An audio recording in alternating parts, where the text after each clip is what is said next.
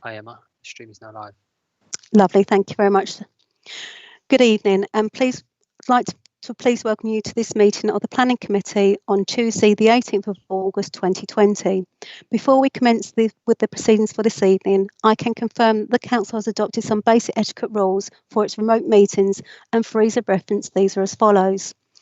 Please only speak when the Chairman invites you to do so.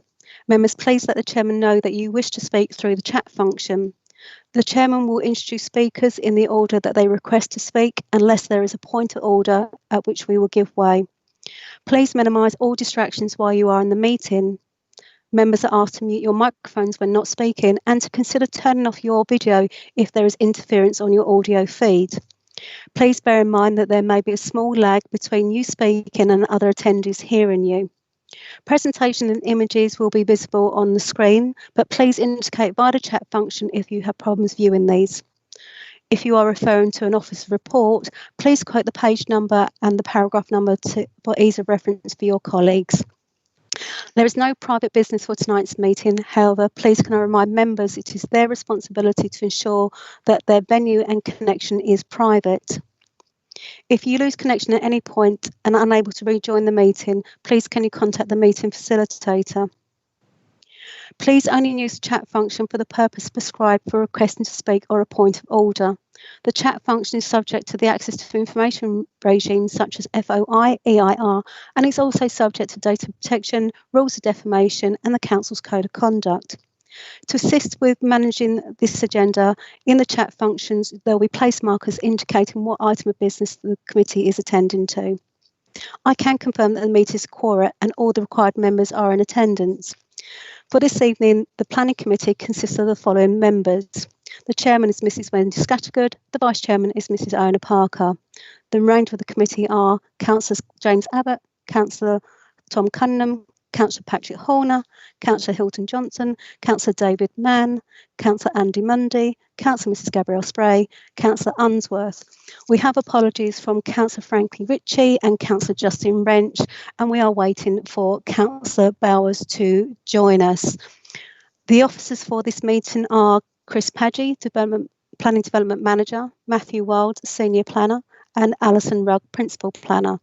Alison Webb is clerking the meeting and will also be reading the statements for public question time. And my name is Emma Wisby, I'm the meeting facilitator. I will now hand the meeting over to the Chairman, Mrs Wendy Scattergood. Thank you, Chairman. Thank you, Emma.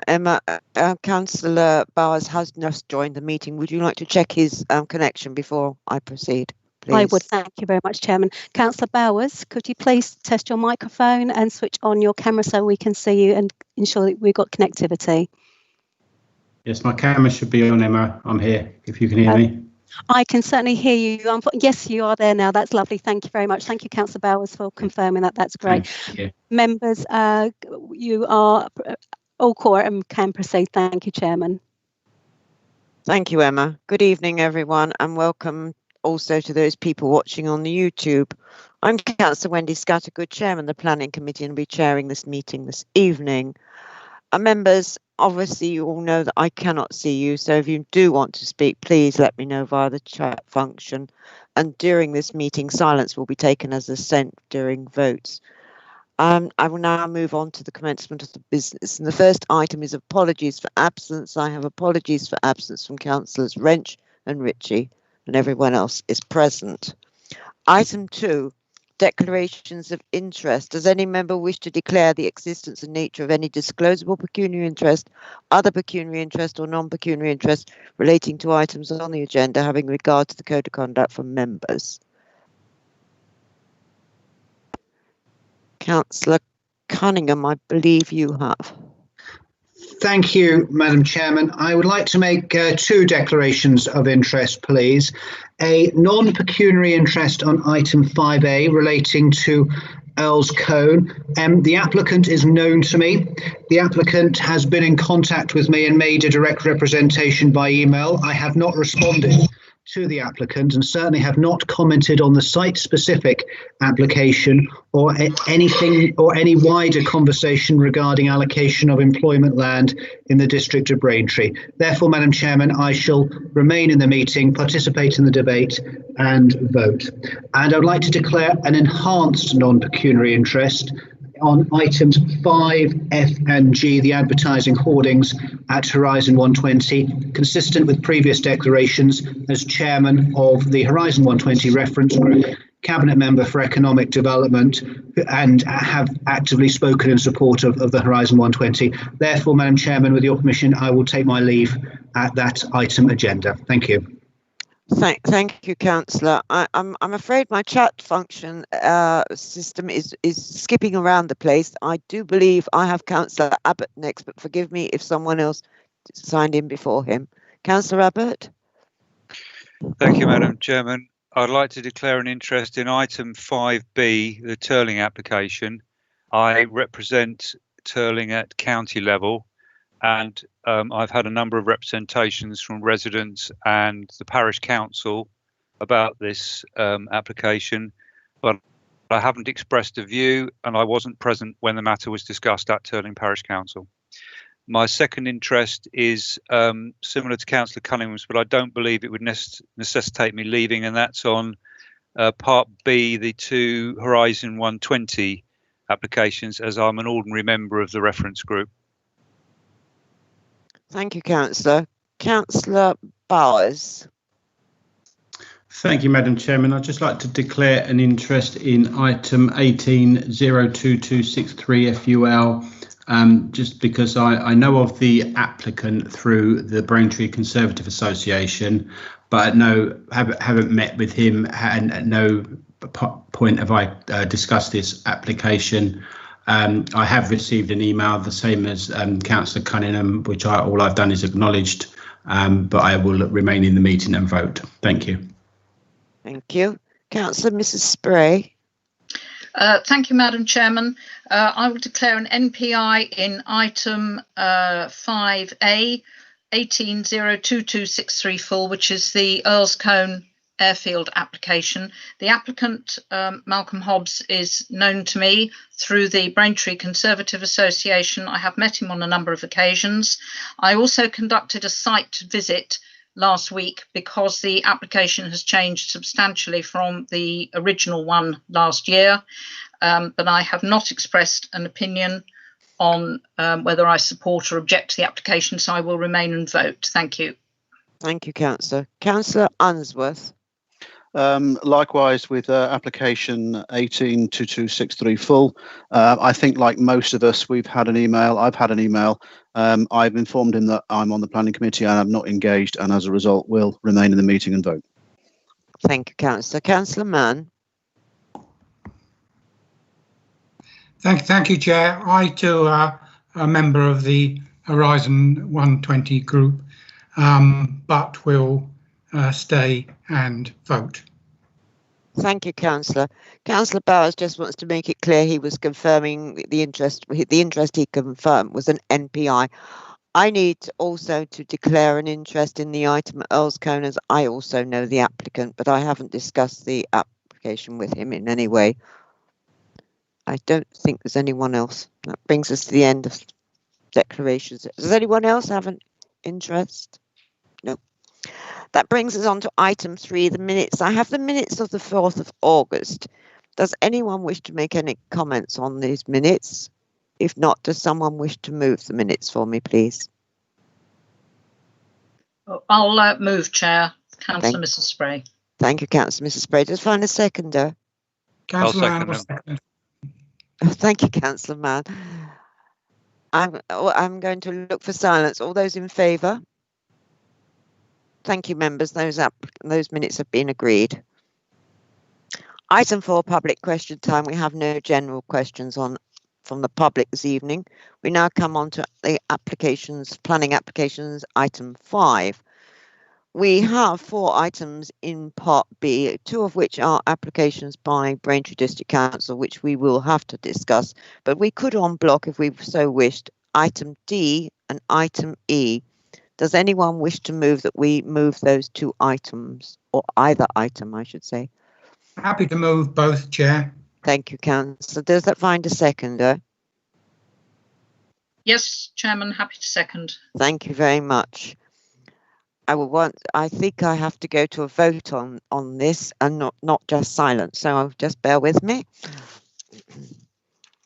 All those in favour of unblocking the items D and E, which is application 20004538H, 21 Ashby Road, Whittam, and application 20000615HH, Bramble House, Halstead Road, Earls Cone. Both applications came to us through objection from the Town Council or the Parish Council, and they met our planning policies and are both for approval. Councillor Abbott. 4. Thank you. Councillor Bowers. 4. Councillor Cunningham. 4. Councillor Horner. 4. Councillor Johnson. 4. Councillor Mann. 4. Councillor Monday. 4. Councillor Mrs. Parker. 4. Councillor Mrs. Spray. 4. Councillor Unsworth. Sorry, 4. Didn't unmute. Thank you, councillors. Those two applications have been granted. We'll now come on to the items in the Part A.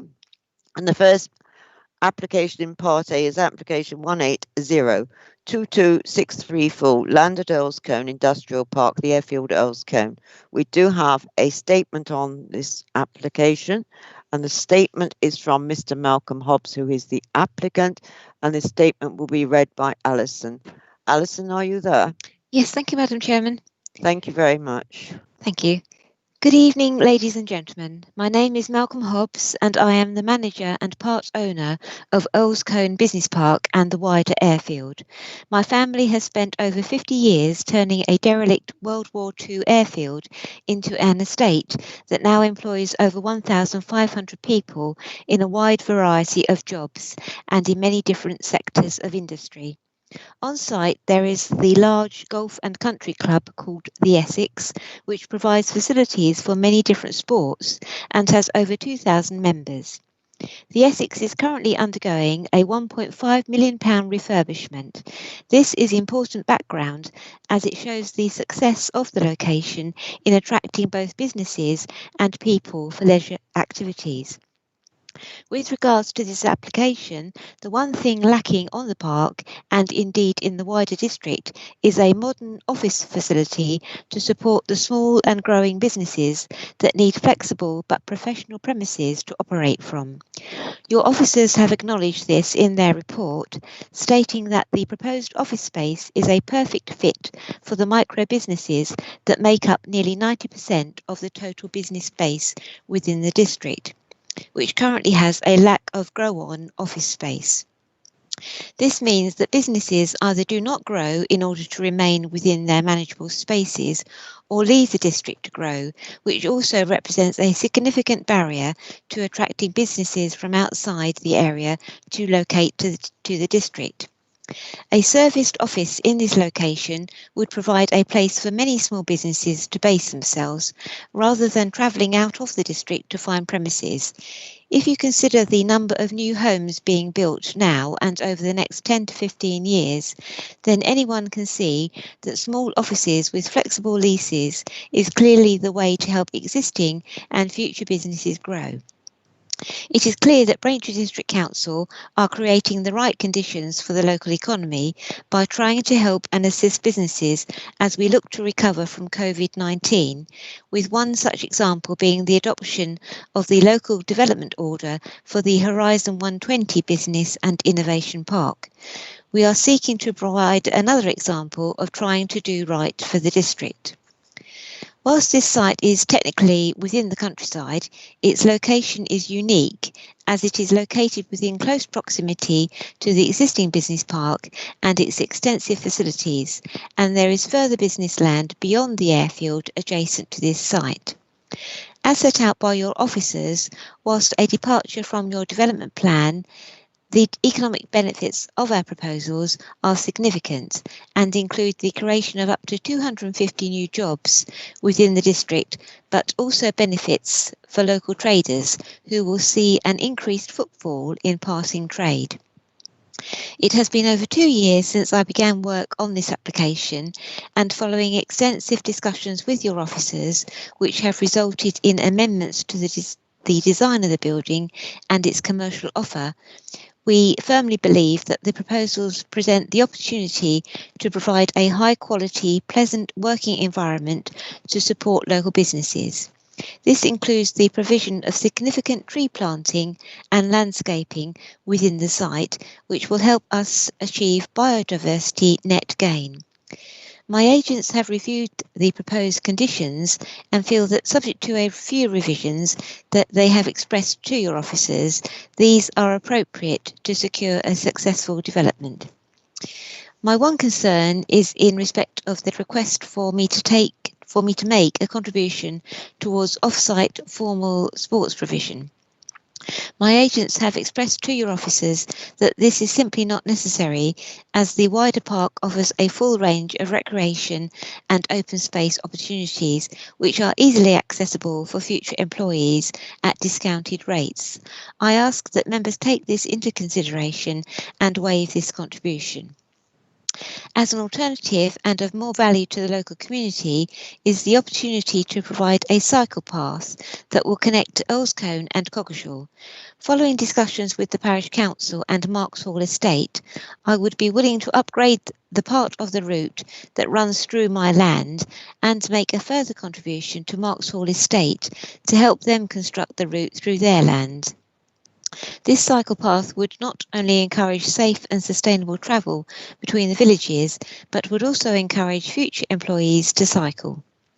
Madam Chairman and Councillors, I respectfully ask you to agree with your officer's recommendation and grant planning permission to allow me to create a facility of which Braintree District Council can be proud. Thank you. That's the end of the statement. Thank you, Madam Chairman. Thank you very much, Alison. Members, that we only have the one statement this evening on this application, so we'll now come to the planning application, which can be found on pages 6 to 39. And the presentation is going to be made by Alison Rugg. Now, Alice, this is Alison's first attendance at our planning meeting, and I would like, on behalf of you all, to welcome her. And I'm sure you'll be meeting her when we all get back to normal life. Over to you, Alison. Thank you. Thank you, Madam Chairman. Good evening, Chair. Good evening, members. I'm going to be presenting item 5A this evening, which refers to an application at Earlscone Industrial Park. Could I please refer you to the updates that were circulated in relation to this application, which came to you very late in the day, and I apologise to you for that. The amendments being to the approved plans condition, amendments to condition 3, an additional condition in relation to the proposed ground source heat pumps. Section 106 heads of terms in relation to open space has also been amended following discussions, last minute discussions with the applicant and agent, which I'll discuss within the presentation. And an additional advisory note to members with regards to the Section 52 legal agreement within the airfield sites. I'm now going to refer to my presentation.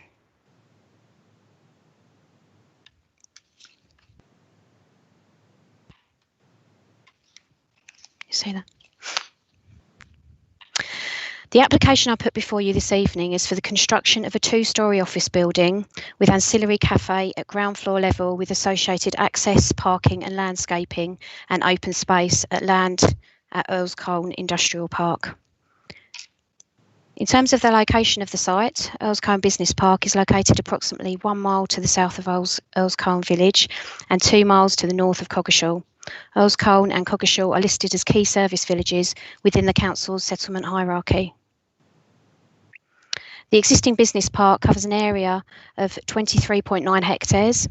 The business park comprises a number of different land uses, including a variety of employment uses, B1, B2 and B8, a hotel, a gym, a golf course and leisure club, a flight centre, a cricket ground and a small number of private dwellings. The application site is approximately 3 hectares in size and is located outside of a defined development boundary and is therefore located within the countryside for the purposes of planning policy. To the south of the application site is an existing large employment site containing some 20 businesses. This is well screened from the site by an established tree line. To the east is a line of residential dwellings along Coggeshall Road. However, these are also screened by a line of trees and a separate area of grassland, which is located here. To the west of the application site is a private internal road, from which the new office buildings will be accessed. This western boundary is defined by a hedgerow and is separated from the road by a grass verge. This slide shows the existing vegetation that surrounds the site. So the proposal is to deliver a 2-storey phased building, resulting in the creation of 3,138 square metres of B1 office space, which includes serviced offices. The creation of a roundabout and a new access from the private internal road, the creation of an internal road system, car and cycle parking, landscape enhancements including amenity areas, and a drainage system including a retention pond, attenuation basin and swales. The serviced offices will be furnished with desks, chairs, computer equipment, stationery and other services to allow businesses to occupy the premises and become instantaneously operational. It is the intention of the applicant to offer short-term leases in this building to provide flexibility to small and start-up businesses that are seeking flexible accommodation with the option to move into larger and more long-term office space once established. The first phase of the proposal will deliver a total of 1,640 square metres of floor space on 2 levels, consisting of serviced offices, the cafe at the ground floor, entrance and reception room, toilets, post room and conference rooms to either side. The entrance will be located at ground floor level, off the middle core with 2 arms projecting east and west as we're looking at the plans. The cafe will be located to the rear of the ground floor with entrance to the landscape area to the rear, providing places for employees to sit out with informal footpaths for walking and running. PV solar cells have been proposed within the roof area. And this slide shows phase 1 in the context of the overall site. The second phase will deliver the remainder of the floor space by the delivery of a further 2 2-storey east-west arms when looking at the plan in front of you. The middle core of the building will also be extended further to the rear and the ground floor reconfigured to provide ground floor conference space and larger toilets. The cafe will also be relocated to the rear of the building so there is immediate access still to the landscaped area to the rear. The first floor will consist of office space, toilets and meeting rooms. And again, solar panels will have been proposed within the roof area. It should be noted that a condition has been proposed to ensure that the second phase will commence no later than 5 years from the first occupation of phase 1. This slide shows the completed development within the context of the site. In terms of parking, in total, the proposal will provide 104 car parking spaces, including 6 visitor spaces and an additional 6 disabled spaces located opposite the entrance here. 55 of the spaces will be included within the phase 1 of the build out, with the remainder provided within phase 2. 20 electric car charging points will also be provided, which are indicated as pink on the slide. All of the electric charging points and disabled parking spaces will be provided within phase 1 of the build out. In addition to car parking, an area has been allocated next to each office building for the provision of covered cycle parking spaces. A minimum of 48 will be provided. Details will come forward by way of condition. In terms of appearance, the building will be constructed using frameless glass to the main entrance and feature area, which is the focal point of the building.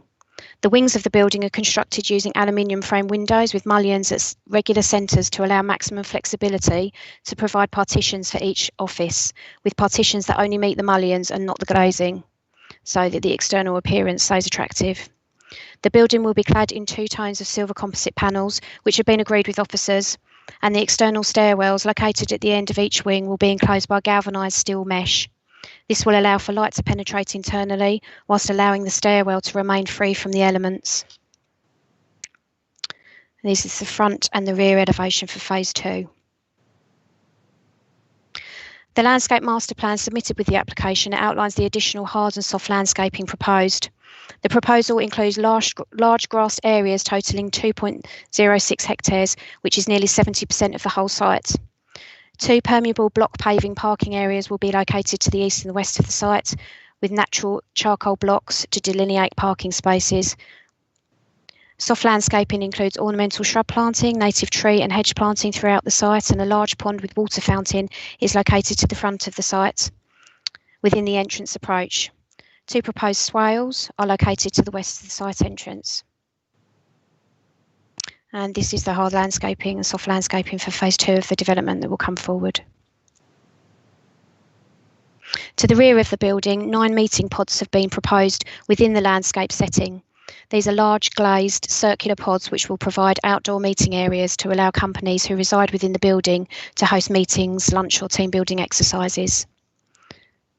And this slide illustrates the CGIs from the front and rear of the building, overlooking the pond. The report sets out the main planning considerations that have been considered as illustrated within the report. I will go through each of these in turn. In terms of the principle of development, as previously stated, the application site is located in the countryside and is not allocated for employment use in the adopted local plan. The site sits adjacent to Earlscolne Airfield and more specifically to land which is allocated for employment use. The existing business park has been built out within the limits of the inset area. It is not feasible to meet the local demand for serviced and conventional office space identified by the applicant and the council in the plan for growth at the business park, as there are no vacant sites available or suitable for development due to planning constraints and conflicting neighbourhood uses. Existing units at the park are also all fully occupied. The provision of new office space could create up to 250 high-value jobs. Furthermore, the Braintree Plan for Growth document identifies that the main rise in employment in the district has been in construction and professional services. The proposals therefore present the opportunity to provide a high-quality, pleasant working environment to service these businesses, as well as provide jobs for local people through the construction and occupation phases of the development. This will result in direct and indirect social benefits to the local area. In particular, the provision of new office accommodation and jobs in this location will support local services and facilities, helping ensure they remain used and viable and are sustained for the wider community. In terms of the design and appearance of the development, I'm just going to flick back. Officers consider that the overall design and appearance of the building and overall principle of the scheme's architectural treatment and material selection is well handled. The simple architectural expression of the building represents a positive response to the surrounding context and is supported in principle. There are a number of amendments to an original application that was submitted, and officers consider that this is a far better approach to the site. In relation to the impact on residential amenity, I'm just going to show you where the closest residential properties are. They're located to the east of the site, approximately 55 metres from the boundary of the site and to the boundary of the residential gardens. Oh, apologies. However, it should be noted that there is an established tree line to both of the boundaries with a field in between. In terms of the location of the proposed building in relation to the boundaries of the properties, the completed building line would be located approximately 80 metres away from the site boundary of the closest residential property. Whilst there would inevitably be an impact on existing residential amenity in relation to outlook, given the greenfield nature of the site, to ensure that the impact will be minimal, 3 earth bunds have been proposed along the eastern section boundary with additional planting of deciduous trees. Along with additional planting and established planting, the impact is likely to be minimal given the distances and 2-storey height of the building. Appropriate conditions have been recommended to ensure that there will be minimum disturbance during the construction process. It should also be noted that no letters of representation have been received from local residents, only letters of support. In terms of landscape character, the LVA submitted with the application confirms that the development is located within a well-screened site and that the proposals are sensitively designed with the building to have a flat roof to lessen the visibility of the development within the surrounding landscape. The proposed development will be largely unseen from outside the site, and new tree planting will help to mitigate views in towards the new buildings.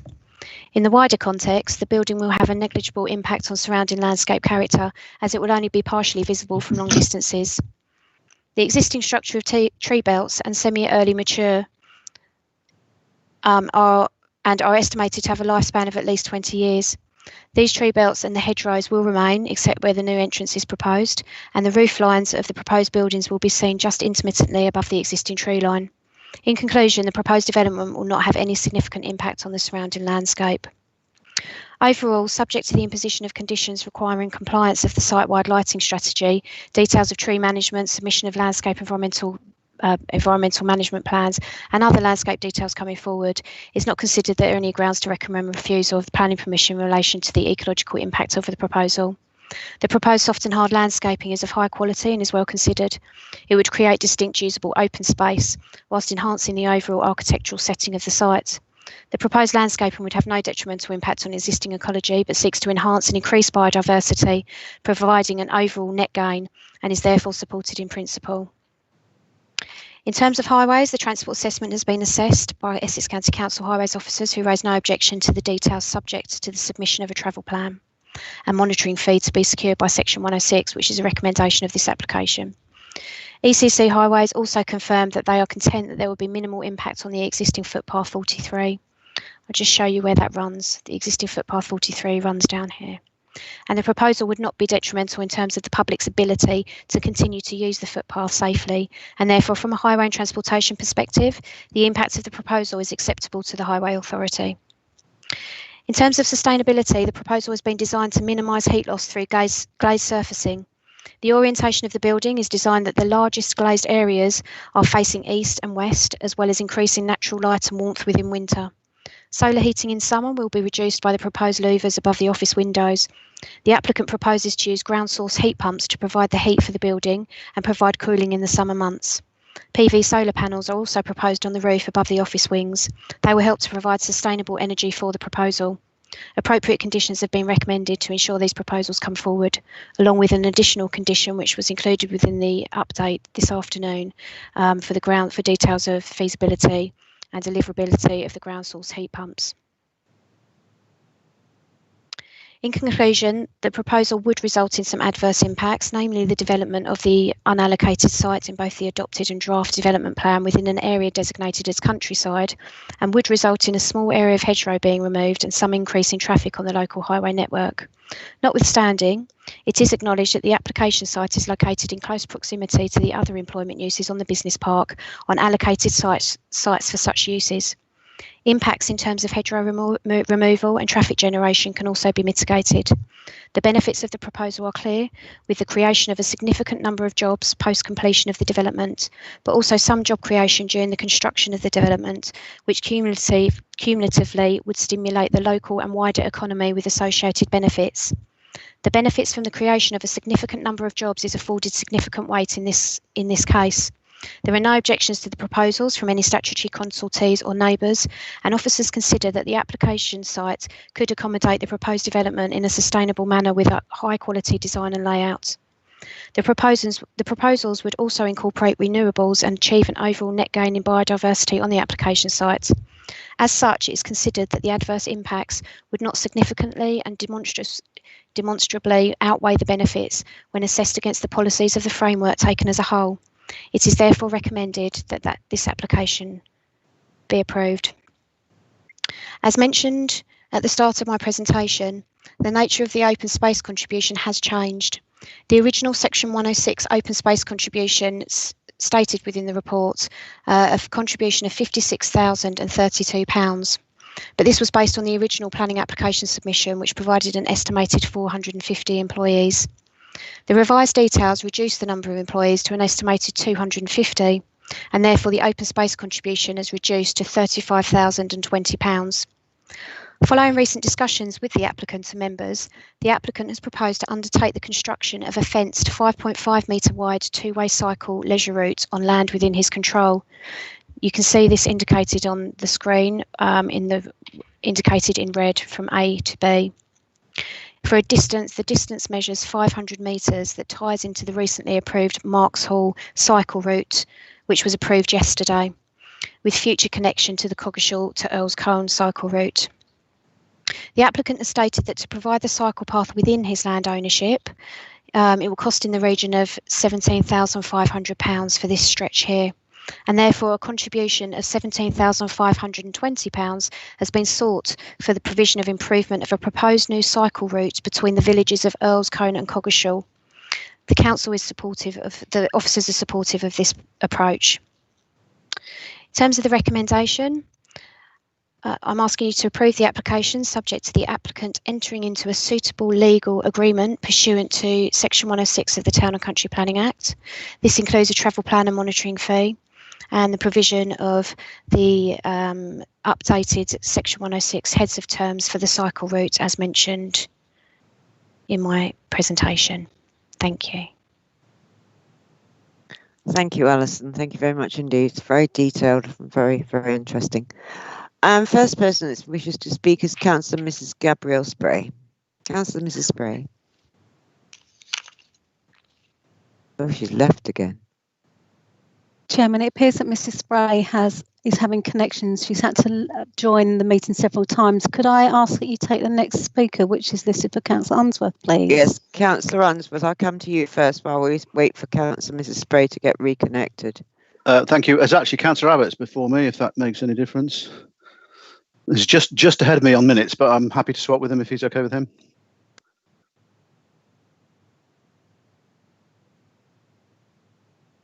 Apologies, Chairman, your microphone's muted.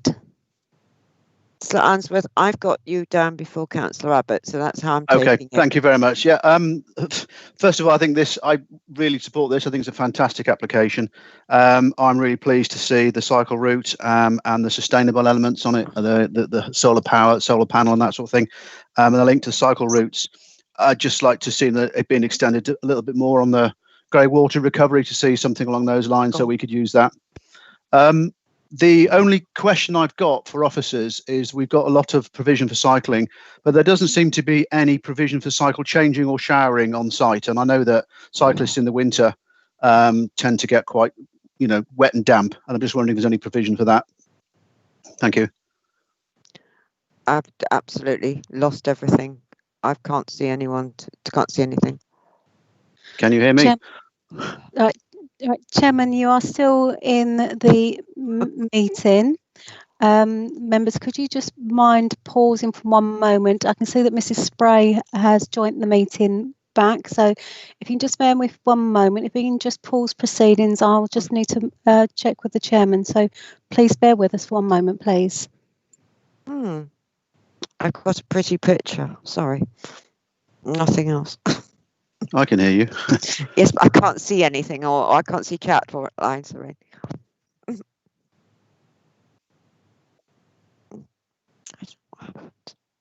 Oh, thank you. I can see you all again now. That's wonderful. Councillor Mrs. Spray, you're back as well. So I'll come to you. We're having problems this evening. I know. Thank you, Helen. I dropped in and out a couple of times, only very briefly. I'm back in, but I'm on my iPad now, so see how we go. Thank you very much. I was going to say that those who know Earlscone and the surrounding area will know that the business park plays a very important part locally. It does provide a very good source of employment, not just for Earlscone, but for surrounding villages and also the towns. And this development will no doubt add to the benefits for the area. I very much like the design. I think it's very innovative. I'm not sure that we've seen anything quite like that in terms of the layout. And I think it's very interesting. It's considerably different from the original application, which was going to come forward last year. But I agree with officers that I think it is I think it's an improvement. It's also very much in tune with how working space is likely, I think, to develop now going forward. I'm not sure that people are going to want to take long leases on office buildings, and this is intended to be, for people to work perhaps from home part of the week, but may want an office setting 2-3 days a week. This actually lends itself extremely well to that. I'm sure that when the plans were originally drawn up, you know, it was pre-COVID, but it just so happens I think it fits in very well to how working patterns are likely to be going forward. There are a number of very good points about the site. The broadband is excellent. I like a lot of the designs. I particularly like the pods, the work pods. I think they're really interesting. I imagine they'd be well used. There are a lot of good facilities nearby. You know, the Essex Club is just a few hundred yards away, which will be very good for people working on the site in terms of wanting some leisure activity, meal times and so on. And Marks Hall just next door for exercise and walking. I think landscaping has been well thought through. I did make a site visit last week and stood on the site, and there is already very good screening in terms of trees and hedges. And I know that there's some additional landscaping planned. So I don't think, especially given the design of the building, that it's going to have an adverse impact on the landscape. I'm pleased to see a number of sustainability measures. The ground source heat pump, solar panels, electric car charging points. I think it's been well thought through. I do just have one question or a bit of clarification on the Section 106 contribution, if I may ask Alison for that. Are we confident that this is secured? This is the £35,000 for the. Am I there? Yes. £35,000 for.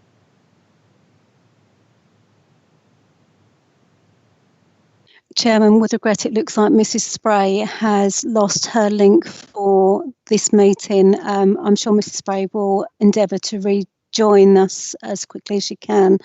I appreciate that Mrs. Spray is partially through her address to committee. There is a question outstanding from Councillor Unsworth regarding the facilities on site for cyclists. So could I invite officers to answer that question to give time for Mrs. Spray to rejoin us, please?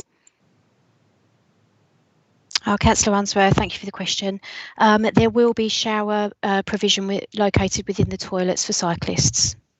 That's included within the design and access statement. I couldn't see them on the plans, that was all. Well, I can always condition that to make sure that will come forward, but it has been included within the design and access statement, and that design and access statement is an approved document, so it will be coming forward. Thank you.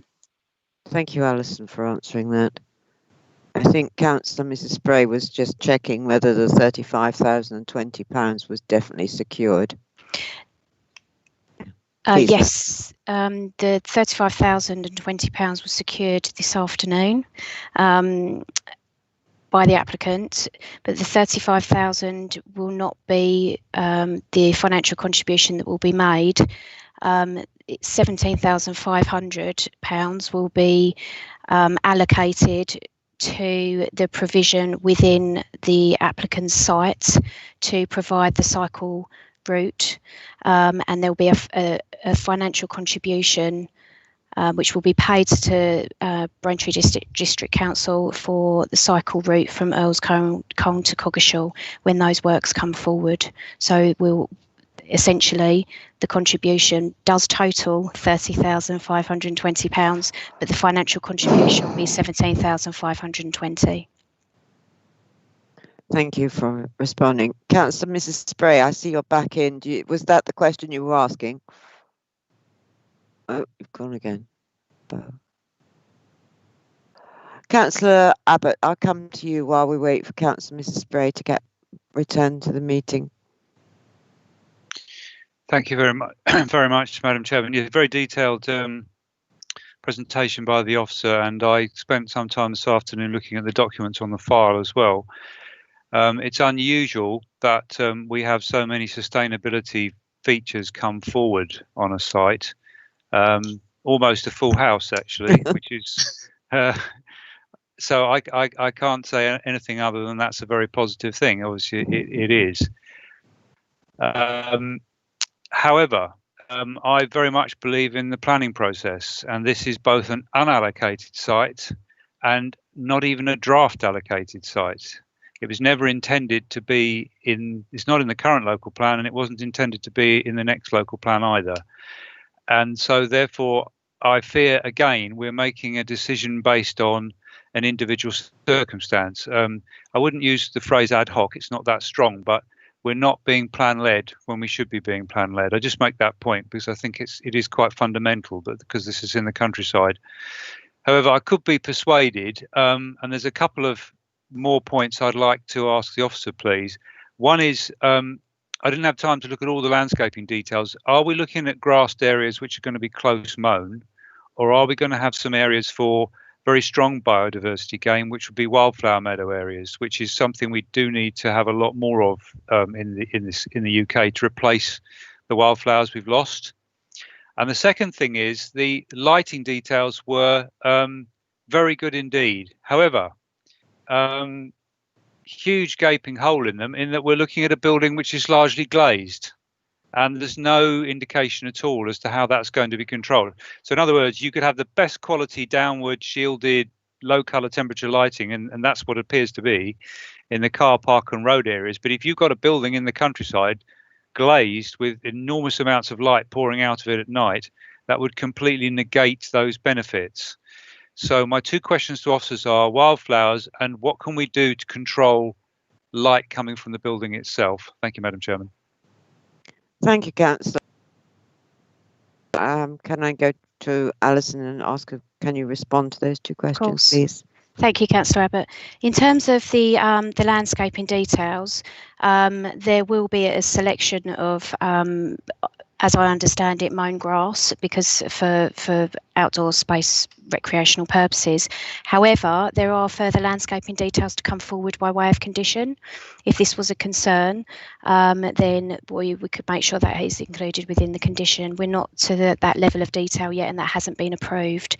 The landscape master plan sets out the aspirations for the site as opposed to the selection and percentage of grass and wildflower meadow and what have you, but that is something that can be included if you would like to have some more meadow planting within the site.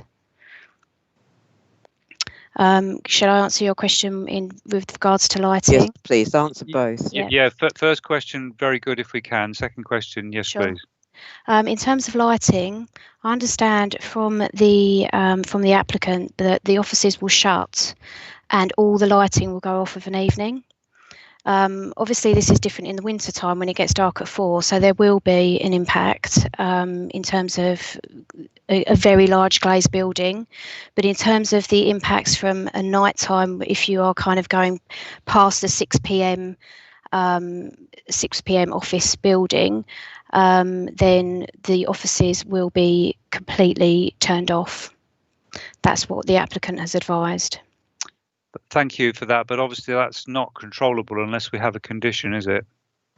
We have got a lighting condition. We have got, if you just give me a minute, I can have a look at the wording of that lighting condition.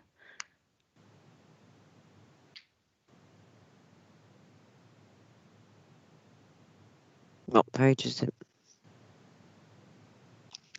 I can't hang around. It's page 34.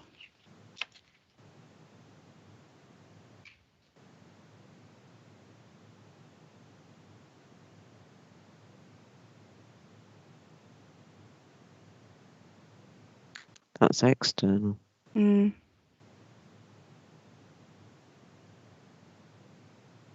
That's external lighting, not internal. No, that is something that we could condition for an internal lighting condition if it would have hours of operation in terms of lighting being turned off within the building. Yeah, I think so, because in this case it's such an exceptionally large area of glazing. Yeah. It would negate all that good work that's being done on the exterior lighting, which I have to say is very good design. So I think that would be a very sensible thing to do. Thank you, Councillor Abbott. Next, I have Councillor Mann. Oh, Councillor Mrs. Spray, are you back with us? Because I don't know if you want to finish while you are with us. Yes, thank you, Chairman. I'm sorry, very unusually, I don't have a very stable internet connection this evening. I just asked the question about the sort of security of the contribution towards the cycle path when I dropped out, so I didn't hear any reply from the officer. Well, I asked the question for you, so and I think that's all very secure. Obviously, we will not be getting the whole £30,020. We'll be getting the 17,000, and the others will be for the path will be put in. So yes, I did ask that question because I guess where you were coming from. Thank you very much. Thank you. Yeah. Thank you, Councillor Mann. Thank you, Chair. I'm with Councillor Abbott on my support for plan-led planning system, or whatever remains of it. And this is an unallocated site in the countryside that doesn't appear in our existing local plan or the published emerging plan. Notwithstanding that, there are some attractive features about it. The internal serviced office provision, I think, is a very attractive point, and may indeed be a gap in the provision within the district. The landscape master plan and planting appears to be very satisfactory indeed. So it'll be an on balance decision for me personally. But I have a question. Originally 450 jobs that were projected to be created, downgraded to 250. Why is that? Is it to do with the phasing, or was the 450 an inadvertent overestimation of the jobs to be created? Councillor Mann, I think it was the original, but I will ask. Chris is going to respond on this one for me. Thank you, Madam Chairman. Good evening, members. Thank you, Councillor Mann, for the question. As I understand, I think there was an overestimation originally, so apologies. There was an omission on our side.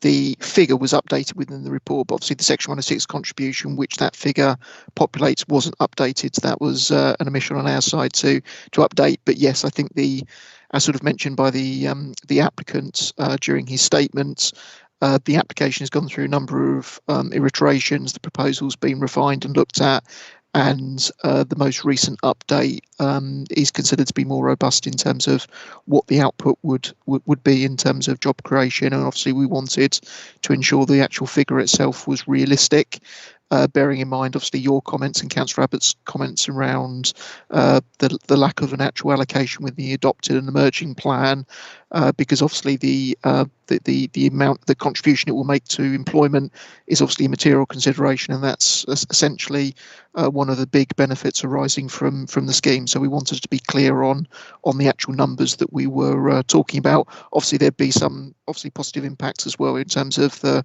construction phase of the development as well. And obviously in terms of the wider economy and locally with those employees being on the site. If I may, Madam Chairman, if I could also just add to what Alison commented on in terms of the lighting. So as I understand, I think from the applicant's side, the actual building itself would operate with internal light sensors. So when people leave particular rooms, areas of the office, the lights would go off. So in terms of sort of adding a condition on, we could require those sorts of details to come forward by way of condition to ensure that that's provided for.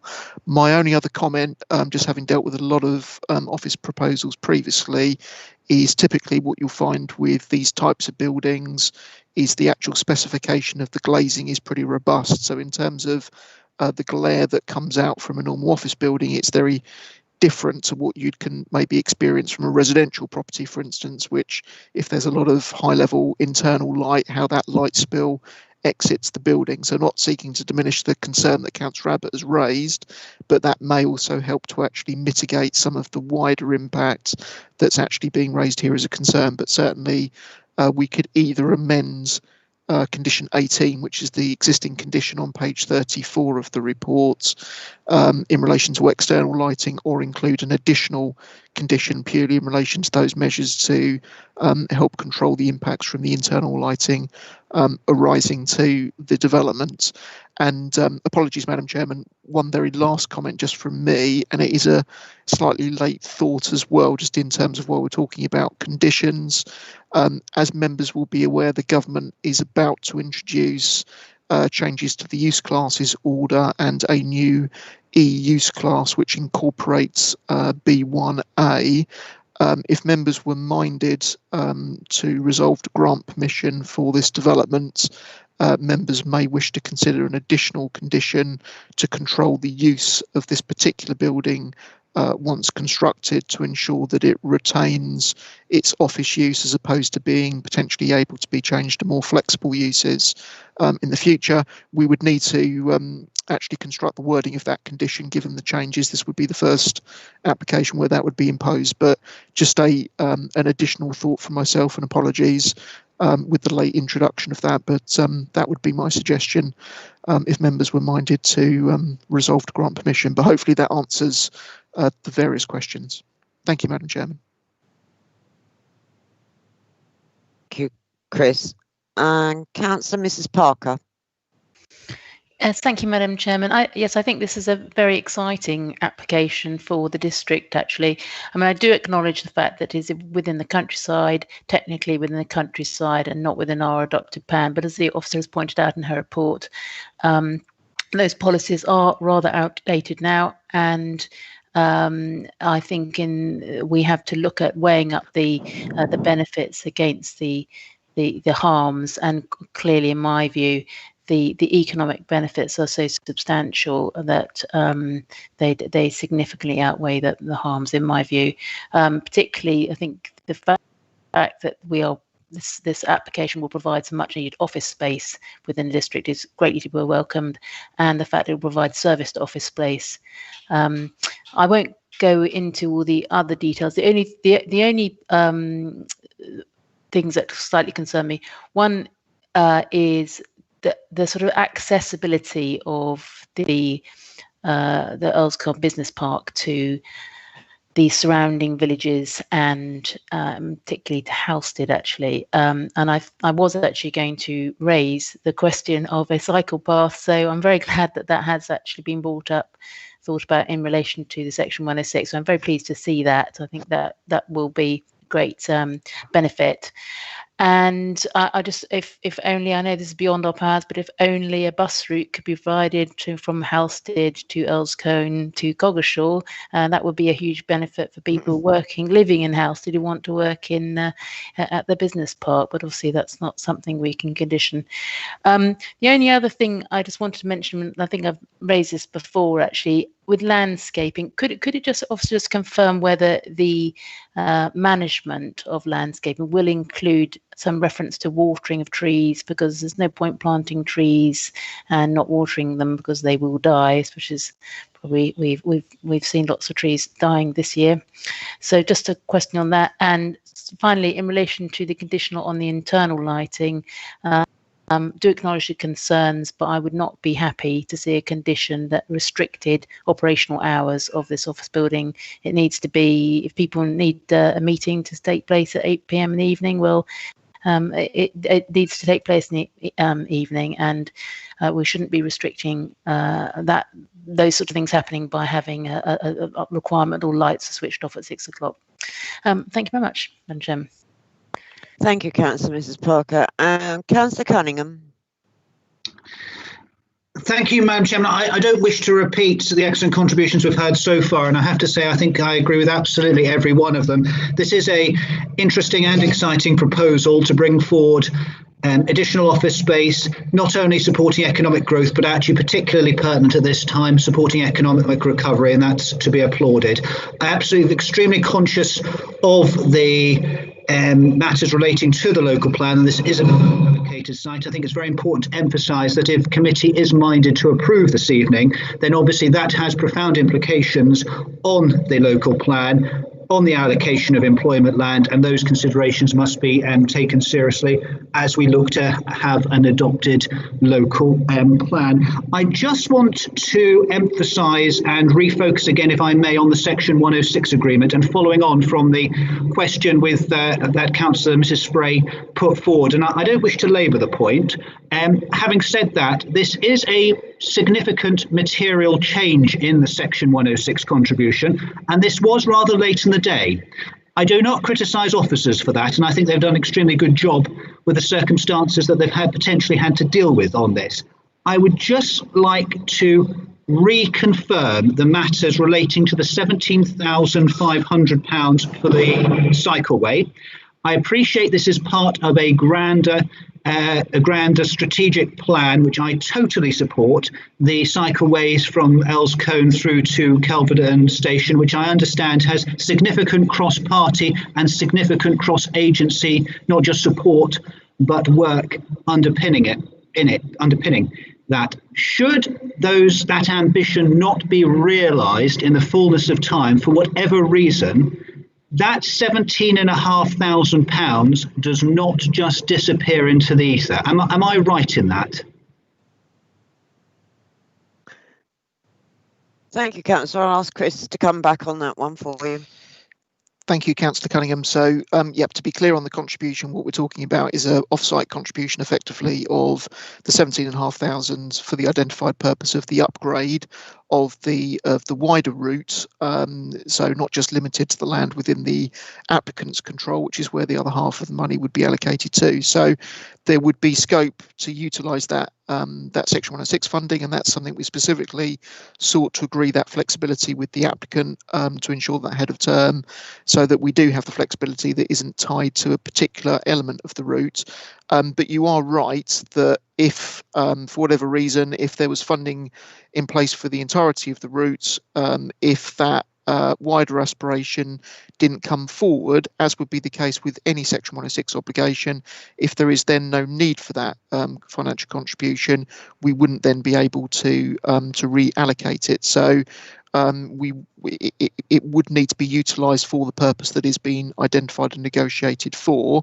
I think we're as confident as we can be as officers that the money would be able to find use within that actual project itself, and that's why we specifically sought to, in the discussions which have gone on into this afternoon in advance of planning committee on this matter, to ensure that we actually have the flexibility for where that money could actually be spent to have the most beneficial use for the wider community on this matter. So hopefully that answers the question, but yeah, strictly speaking, if other funding arrangements were put in place, or if that aspiration, the wide route, fell away, we wouldn't then be able to reallocate that Section 106 money for another purpose, but that would be equally applicable to other Section 106 agreements that are identified for specific purposes. So hopefully that gives you the clarification. Councillor Cunningham.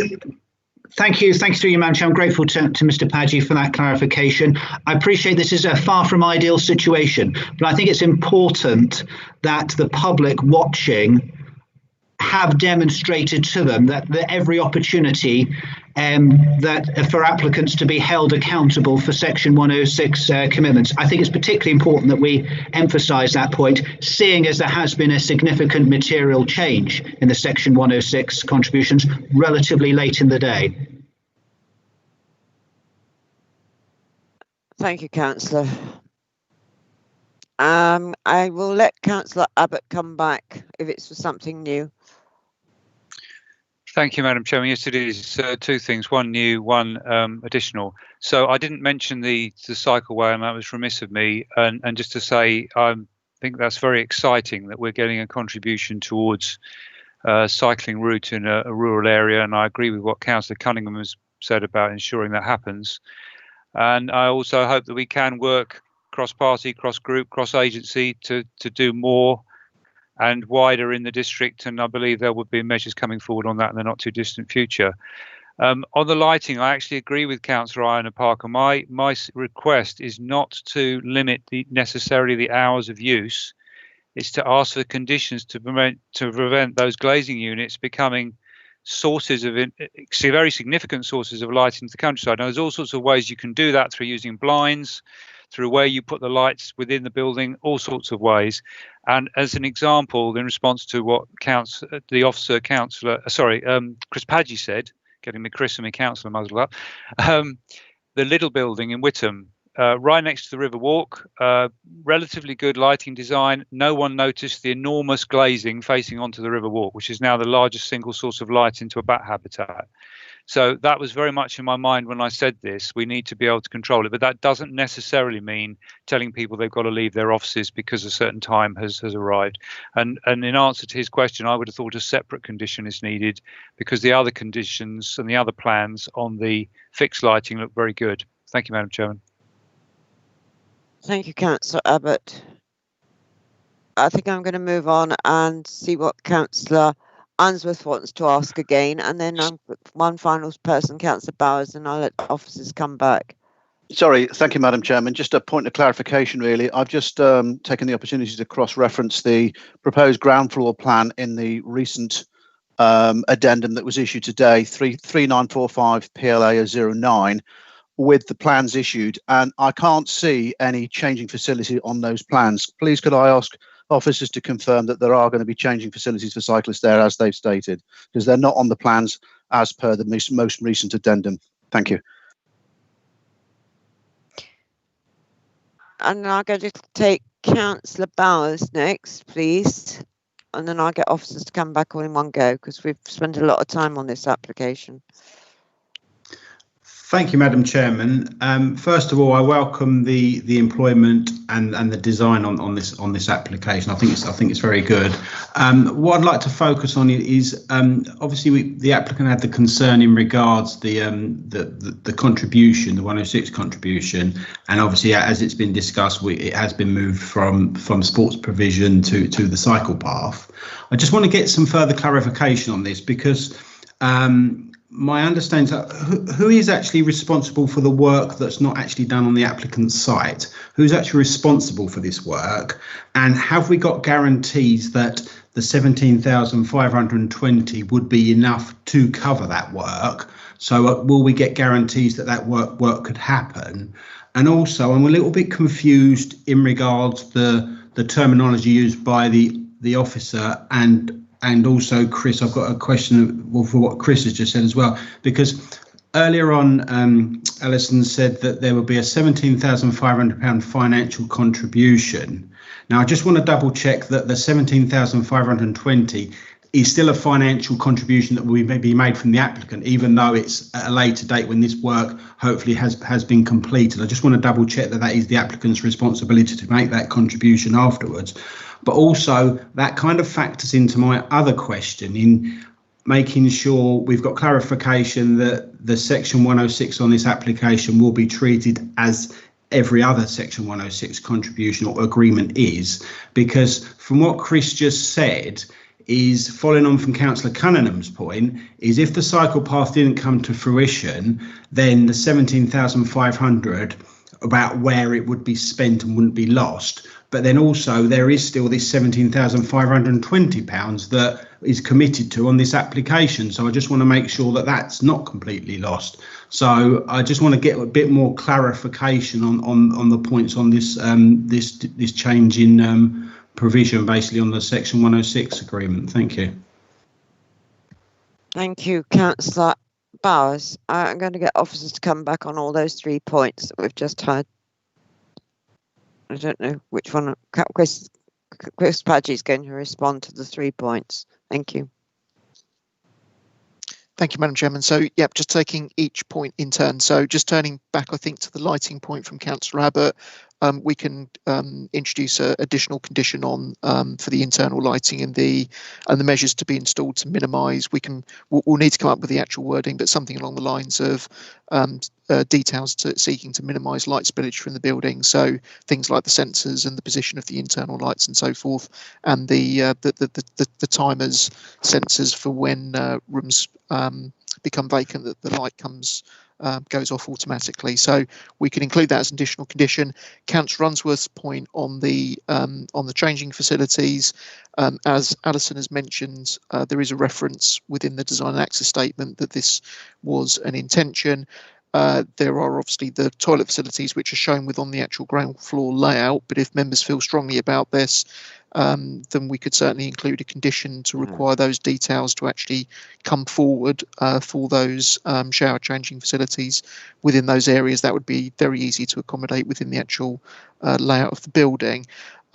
In response to Councillor Bauer's point, so again, just for absolute clarity in terms of the section 106, what we are looking at here is a total contribution which equates to the 35,200 or 20. Apologies, I'm just looking at the actual. Yes, sorry, £35,020. So that is the total cost of the section 106 provision for this particular case, and that's calculated on the basis of the number of employees against the SPD. So out of that £35,020, the proposal is to utilise effectively the cost of part of that contribution to undertake the works on site for the area that was indicated on the applicant's land between A and B. So that would be the applicant undertaking physical works to a costing of roughly the 50% of the value of the contribution, and would be able to undertake and complete those works. So we're fully satisfied that that element of the 106 obligation is within the applicant's control and could be delivered. What we are then seeking is effectively the other half of the contribution, so the 17,500 as an off-site financial contribution, which could be utilised anywhere along the actual route itself to provide upgrade works to facilitate that new cycleway link. That money would come to the district council, where we would have the control over the spend.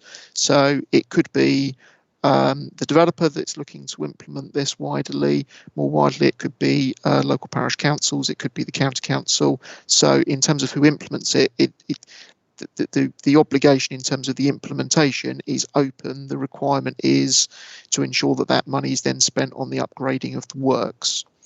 So hopefully that provides the clarification in terms of the split of the contribution, the total cost. And yeah, apologies for the omission within the report, because as I mentioned, we'd amended the reduction in the number of employees, but we hadn't recalculated the section 106 contributions. The figure specified within the committee report is on the basis of the original employment anticipated from the site, which was downgraded. So hopefully that provides the clarification on it. As mentioned in response to Councillor Cunningham's question, we have to have, when we're securing section 106 contributions, we have to have the justification for requiring that money. In this case, we feel that the intended use in terms of the upgrade of the cycleway link, it would meet the various seal tests, so it would have to go towards that. As far as we can, we are confident as officers that that money would then find a purpose, that money would be able to be spent more widely. It wouldn't cover the cost, obviously, of doing the entirety of the link. Alison on the plan has obviously shown a small section of that link, which is equated to half of the sum. So you would be talking roughly that sort of length, very approximately, in terms of upgrading. Elsewhere along the route, maybe slightly less. In terms of what could be achieved through that money.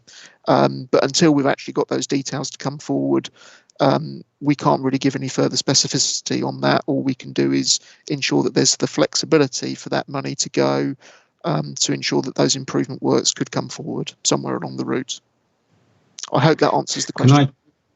Can I just come up very quickly? I completely welcome this. I must say that it's a very welcome cycle path, and I do agree with it. Do we just have a time span or time limit on that, Chris? So usually there would be a repayment clause anyway within any standard Section 106 agreement. I think that is usually around 5 years, but I would need to double check on that. but there's usually a standard repayment provision for unspent Section 106 monies if schemes don't come forward. So that's not unique to this particular case. That's across the board usually, and it is usually 5 years unless there's very good reason where we're able to negotiate a longer spend, potentially where you're talking about a larger major development or phase development where contributions are required over a longer period of time to provide infrastructural facilities elsewhere on the site. So I think the normal timescale for this would be reasonable owing to the size and the scale of the development. Thank you, Chris. Thank you. Councillor Mrs. Spray. Thank you, Chairman. I think if there are no more questions, I don't believe that this has been moved. No, I would like to move officer's recommendation for approval, please. is that with the two new conditions, the internal lighting condition and the wildflower meadow provision in some part? Yes, it is. And I'm also satisfied with the explanation we've had from officers on the Section 106 distribution of monies. Thank you. Thank you. Does it find a second? Councillor Bowles, before I happy to move on? second. Thank Yes. you, Councillor Happy to Bowles. second. Thank you. Chair, Councillor Yes, Mann, can I interject? What about Chris Padgey's suggestion about nailing down sort of future use type here, please? Can we have that yes, as the condition also? Sorry, Councillor, I have got that written down, and I did control of the use that retains it as office use.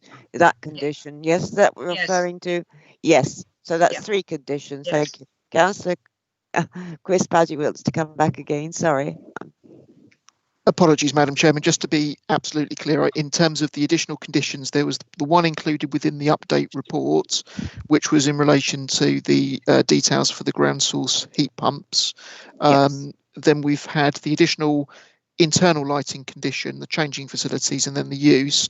And then just to be clear on the landscaping, there were a couple of points raised.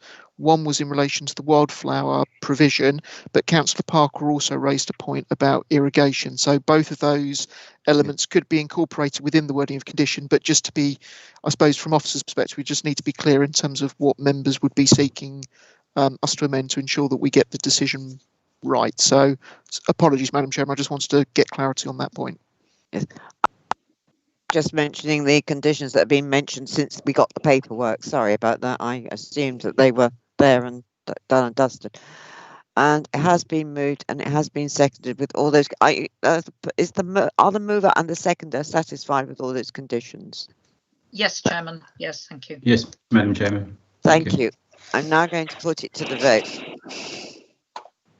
Councillor Abbott. 4. Councillor Bowers. 4. Councillor Cunningham. 4. Councillor Horner. 4. Councillor Johnson. 4. Councillor Mann. 4. Councillor Monday. 4. Councillor Mrs. Parker. 4. Councillor Mrs. Spray. 4. Councillor Unsworth.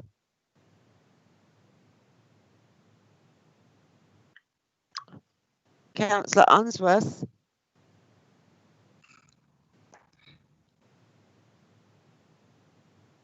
Chairman, I do believe that Councillor Unsworth is indicating that he is for the recommendation to approve this plan application subject to the conditions.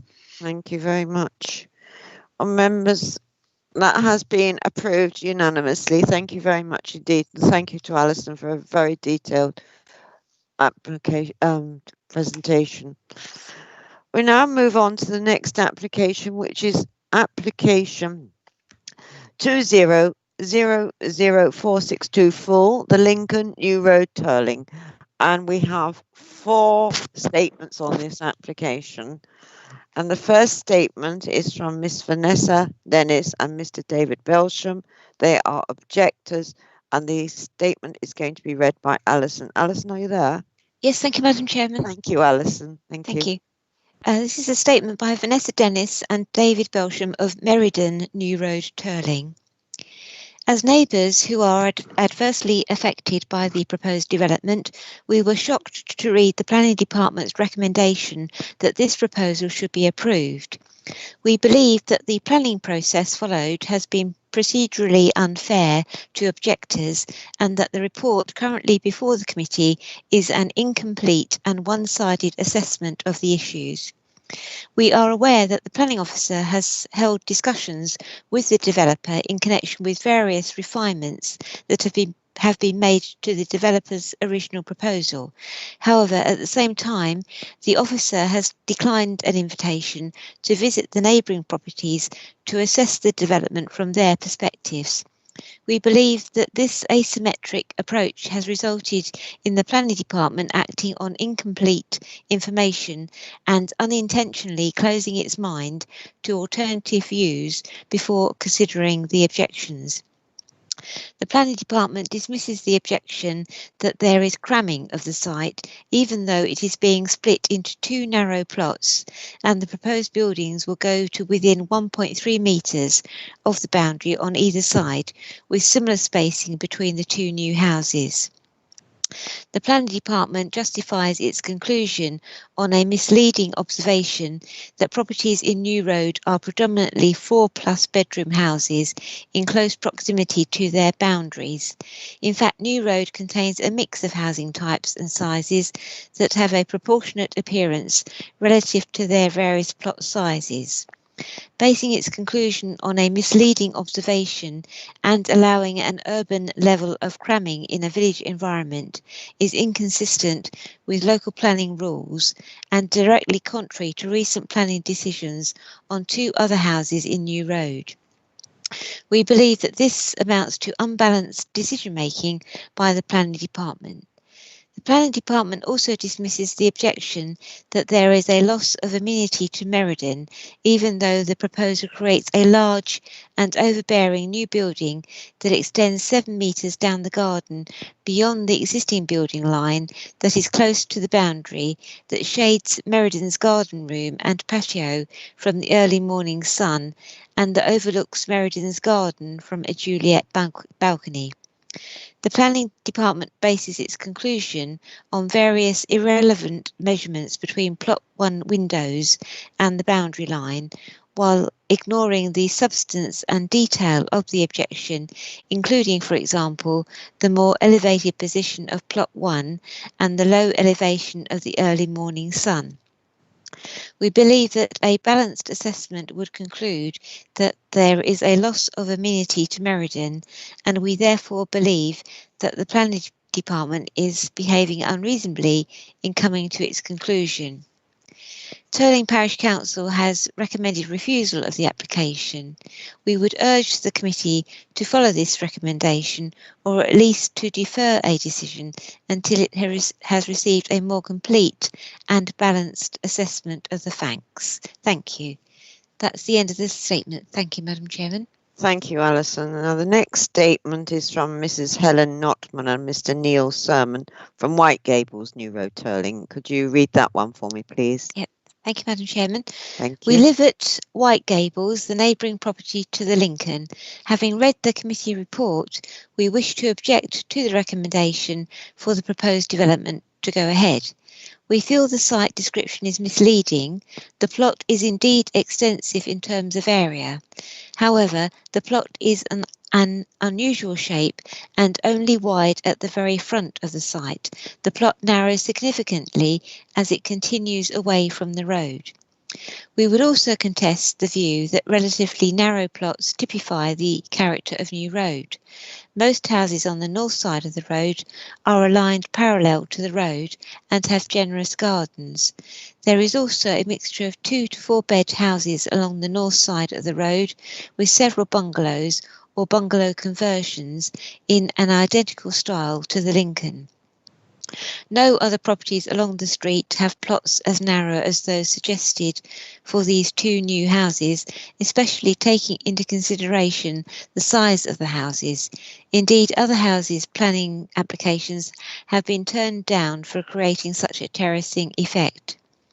No other house on the street with a dog-leg garden has another house in such close proximity to their rear boundary as plot 2 would be to White Gables. The report states that this area appears very much as additional land, as opposed to being residential curtilage of the property. However, this area is where our children's play equipment is located, and the report concedes that this area will be overlooked by Plot 2. If the planning officer had been to visit our garden, he would realise that our property will be significantly overlooked by both proposed properties due to the shape of our garden and how that relates to the angle of the road. Indeed, our neighbours Meriden had invited him to see the impact the proposed development would have, and whilst he was there, we intended to request he view our property at the same time. We bought our house due to the large family garden it provides and use all of our garden, not just our patio, and we would question how this conclusion has been reached. Additionally, in coming to its conclusion, the report also cites the following points which cause us concern. There are also rooms on the ground floor which would be affected, yet no further comment is made on whether the extent of the impact has been considered. One of a number of windows which the room enjoys, as one of the front part of the gable, there are a further 2 windows. This is factually inaccurate, as the 2 first floor windows on the front gable serve 2 separate rooms. White Gables is at a slightly higher level than the site, so any impacts would be reduced. However, from the plans, the roofline of Plot 2 appears higher than that of White Gables, and this proposed new property is significantly closer than the existing bungalow. We feel this will have a significant impact which has not been considered specifically. We would therefore argue that there is a significant detrimental impact on the amenity of our house by virtue of overshadowing, overbearing and loss of privacy. Thank you. That's the end of the statement, Madam Chairman. Thank you, Alison. We can now go on to the third statement, which is from the Parish Council, Tarlingham Fairstead Parish Council. Could you read that one now, please? Thank you, Madam Chairman. The Parish Council continues to reconfirm its commendation to this committee for refusal of the application. The officer's summary of the Parish Council's reasons for objection is incomplete, and the planning balance now being commended to this committee is partisan and does not follow precedent set by other BDC officers for recent refusals in New Road. To now seek to relax, alter and reinterpret the planning balance of these adopted planning precedents in New Road is unhelpful. We acknowledge and support the officer's observation that the site is capable of accommodating an additional building and as such would be a positive contribution to the 5-year Braintree housing land supply. However, we consider the current proposal represents overdevelopment. We also agree with the officer's observation that conversion of the existing bungalow to 2 stories with an additional building next door in an appropriate design would be acceptable and in harmony with the New Road Village Street scene, but the current proposal seeks to demolish and completely replace the existing bungalow. The Parish Council brings to the committee's attention 3 of these recent refusals, where the officer's judgment of the planning balance and BDC policy requirements have not been satisfied. None of these refusals have been appealed, which we contend demonstrates the robustness of the officer's stance on the planning balance in these separate cases. The BDC decision notices for refusal are remarkably similar. The first of these is 1901275 Widworthy Hayes. By virtue of its siting, scale and massing, the proposal would result in an unacceptable overbearing impact on the neighbouring dwelling. This harmful overbearing impact would materialise to the rear, would experience a notable reduction in light enjoyment and outlook. The proposal would therefore be detrimental to residential amenity, contrary to the National Planning Policy Framework, Policies RLP 17 and 90 of the Braintree Local Plan review, policy CS9 of the Braintree District Core Strategy and policies LPP 1, 38, 50 and 55 of the Braintree District Public Draft Local Plan. 1900066 Little Meads, which cites the same BDC policies. The proposal would represent the complete enlargement and reconfiguration of the existing dwelling. The proposal is so significant in scale, would not be appropriate to its context, and constitutes overdevelopment of the application site. Notably, the built form would be disproportionate, visually dominant and overbearing, leading to an unacceptable sense of enclosure, which would be harmful to neighbouring residential amenity. 1901275 Jayden Homewood, again citing the same BDC policies. By virtue of its depth, height, width, massing and detailed design, would represent an overdevelopment of the application site. It would be dominant in scale to the detriment of the character and appearance of the street scene, the character of the surrounding area and the neighbouring residential amenity of, through an unacceptable increased sense of enclosure. In summary, the Parish Council requests this committee refuse the application on the grounds of scale and massing of the proposal, which will result in an unacceptable impact on neighbouring dwellings, be detrimental to residential amenity, not appropriate to the context of the buildings in New Road, and represent an overdevelopment of the application site. The design's increased sense of enclosure is an attempt at an urban solution to an important village location infill site. By cramming two large and inappropriate housings with no front gardens, virtually all now set to be taken up by car parking, into a mature village street scene, the proposal serves to injure the very character of the established confection of housing styles in New Road, in that the existing properties typically have off-street car parking as well as front gardens. The Parish Council considers that, in the light of previous refusals in New Road, which have not been challenged on appeal to the Secretary of State or by judicial review, the committee now has the confidence, after a reassessment of the planning balance, to refuse the application. Worryingly, BDC officers have not taken the invitation to visit both neighbours to appreciate their concerns. Despite COVID-19 restrictions, these invitations have been ignored. We would have expected such a visit by officers so they may form a balanced planning view, and it is in our opinion that this falls below the standard we have come to expect from BDC officers in their recommendation to your committee. If you are still minded to approve the application, may all permitted development rights be removed by condition. Informative.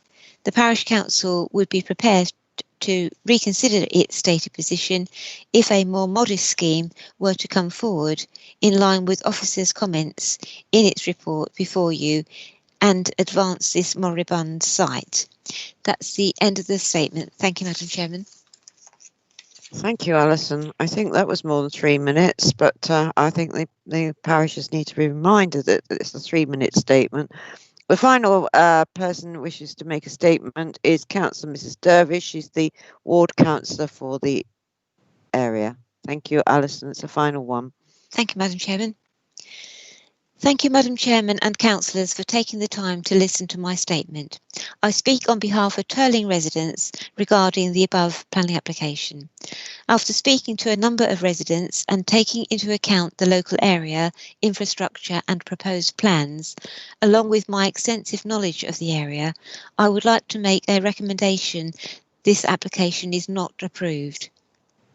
Assessing the plans and the site, this is an overdevelopment of the current footprint. There is a concern there will not be adequate off-road parking provided, as there has only been 2/3 off-road parking spaces per dwelling allowed within the proposal. In a 4 or 5 bedroom home, one would expect this to be at least 3 or 4 spaces. There is very limited frontage within the plans, thus not in keeping with its surrounding properties, which have green areas and room for natural habitation. Parking also impacts on the school, which is in close proximity, as parking for the two new properties will overspill on what is already a very busy school road, causing a direct safety risk to the children attending the school, with limited crossing points and restriction of sight when crossing the road. There is insufficient supply of bungalows in the village of Turling, and the proposal is the demolition of a bungalow to erect two-storey homes, brackets 4 and 5 bedrooms, bracket. Whilst there is not a general opinion of objection to one dwelling being agreed, to have two of this size on this size plot is not in keeping with the other properties and sites within Turling. As a compromise, it would be my recommendation that the applicant offer a small 3-bedroom dwelling along with a small bungalow which would meet the demand of the village needs. Many people are outpriced when looking for a home in Turling, as it is lacking smaller homes which would be ideal for first-time buyers, small families or people looking to retire. If we keep developing bungalows into large detached homes, where are we all going to live when we retire and reach our prime old age and need a single-storey, more manageable home? As you are most likely aware, Turling is a very small rural village with limited amenities. The proposed plans are more fitting for a town rather than the village of Turling. Turling currently offers spacious surroundings and wide open spaces, not dwellings built in close proximity with limited garden and areas for our natural habitat. Thank you again for your time. Kind regards. That's the end of the statement. Thank you, Madam Chairman. Thank you, Alison. Thank you very much. That brings us to the end of the statements, and we now come to the presentation. And the presentation is going to be made by Matthew. Thank you, Matthew. Thank you, Madam Chairman. Good evening, members. Bear with me a second while I share my screen.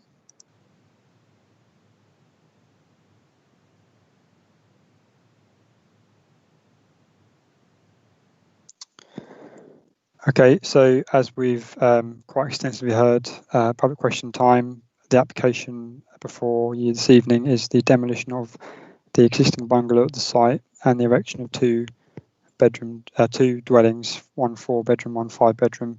The site is the Lincoln New Road in Turling. Just before I go into the presentation, I know there was a couple of decisions referred to in the Parish Council's letter. It's my understanding that most of these decisions were actually householders opposed to any new dwellings.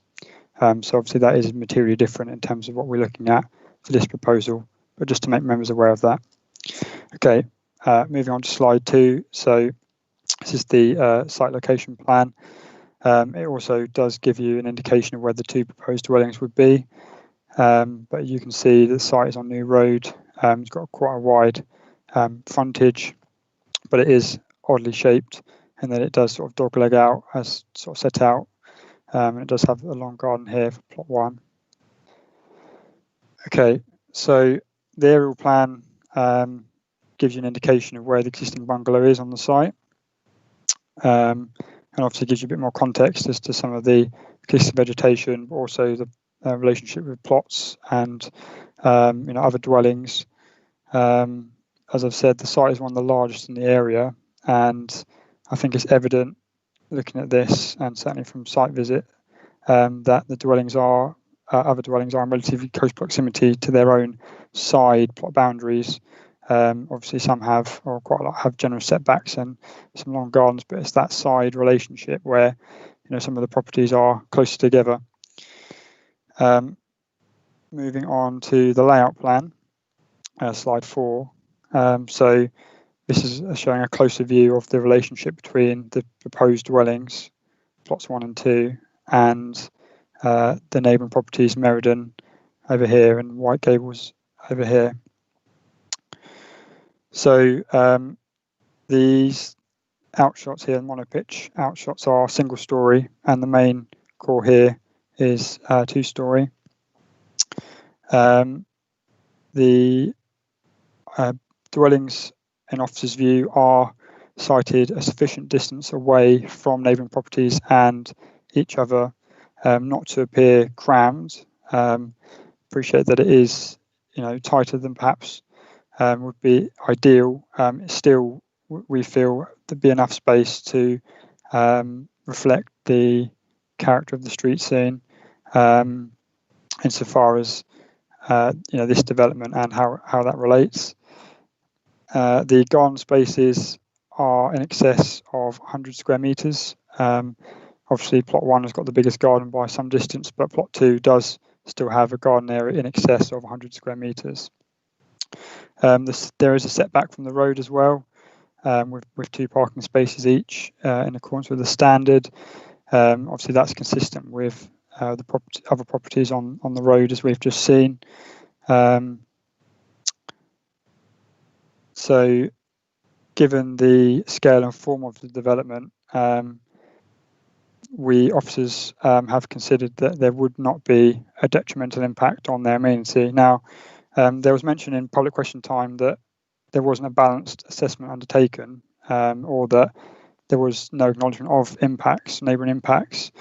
I think it's important to acknowledge there would be a neighbouring impact, as there is with most new development on any site. It's for officers and obviously now members to determine whether those impacts would be so significant that they would significant harm, and therefore justify refusing the application on this basis.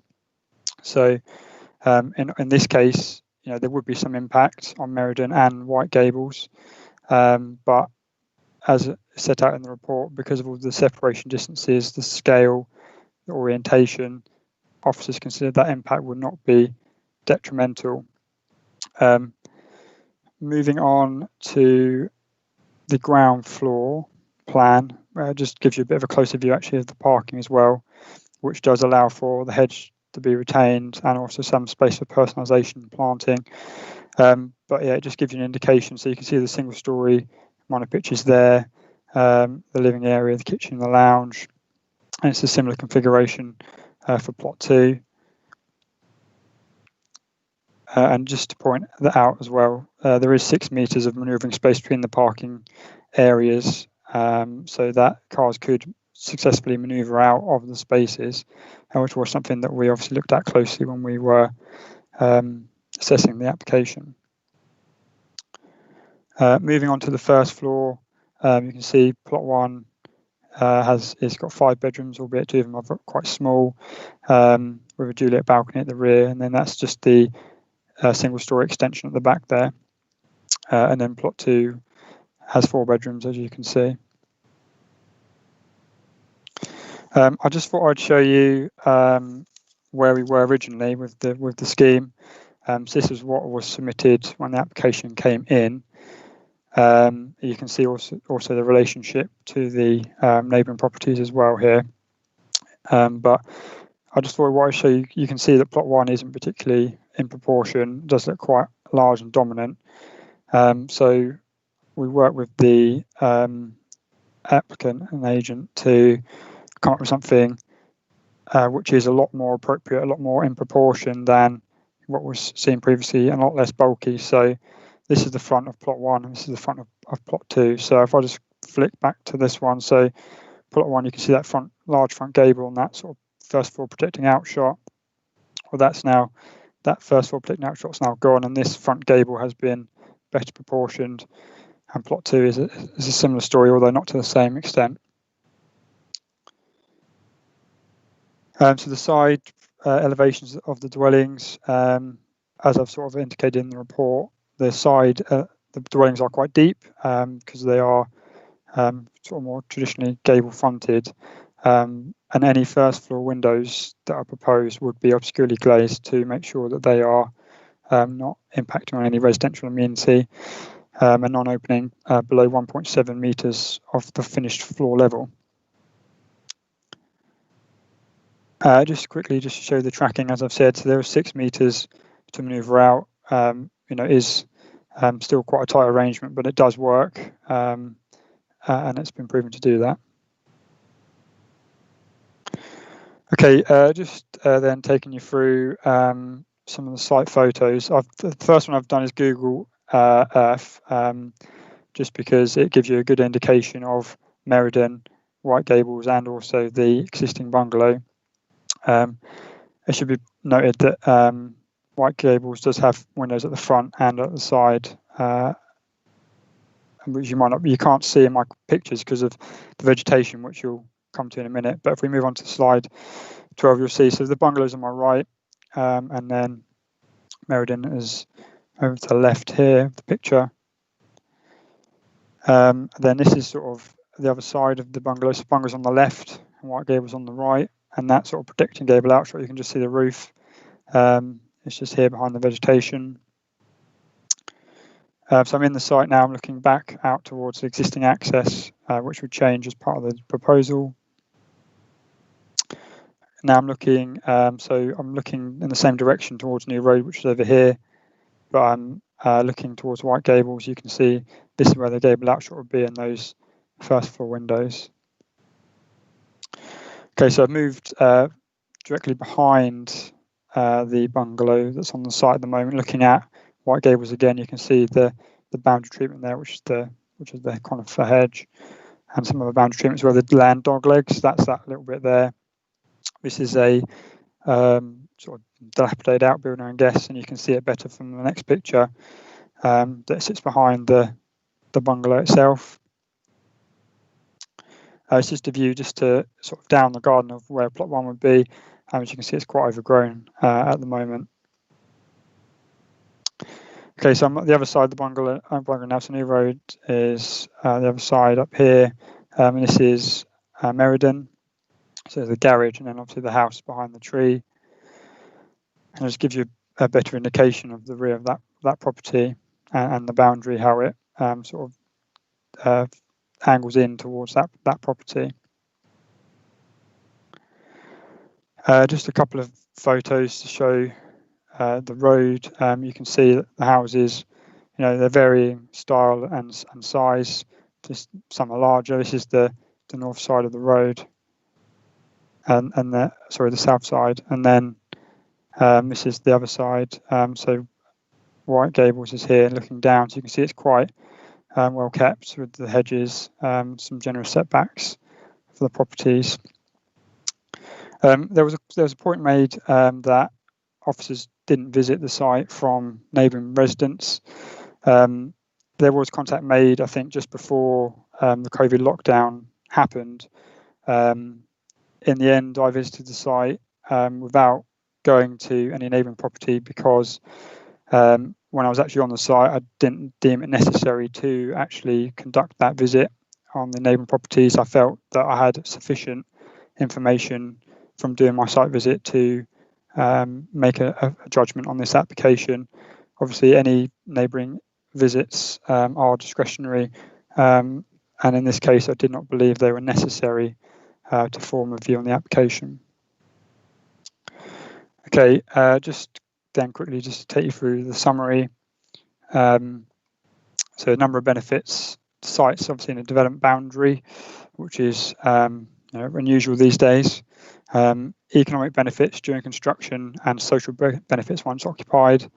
Will provide good amenities and accommodation for future occupiers. Be traditional in appearance and reflect the character of the street scene in officers' opinion. And obviously you get one net dwelling towards the housing supply. Limited harms, no detrimental neighbour impacts, and no detrimental highway implications. Obviously, we don't have a 5-year land supply, so we have to consider the harms via the benefits and tilted balance in favour of development. And in this case, officers have come to the view that the benefits would outweigh the harms in the tilted balance, and therefore approval is recommended. There was obviously some other points raised at public question time. I'm happy to answer any questions, but just to say that as members be aware, we have to determine the applications that are put before us, as much as we perhaps would aspire to, replace like for like with a bungalow. Obviously, we can't insist that that is the case. We have to assess the application against, our planning policies, and if it does deem to comply, then obviously we have to give a favourable recommendation. But as I say, happy to answer any other questions. Thank you.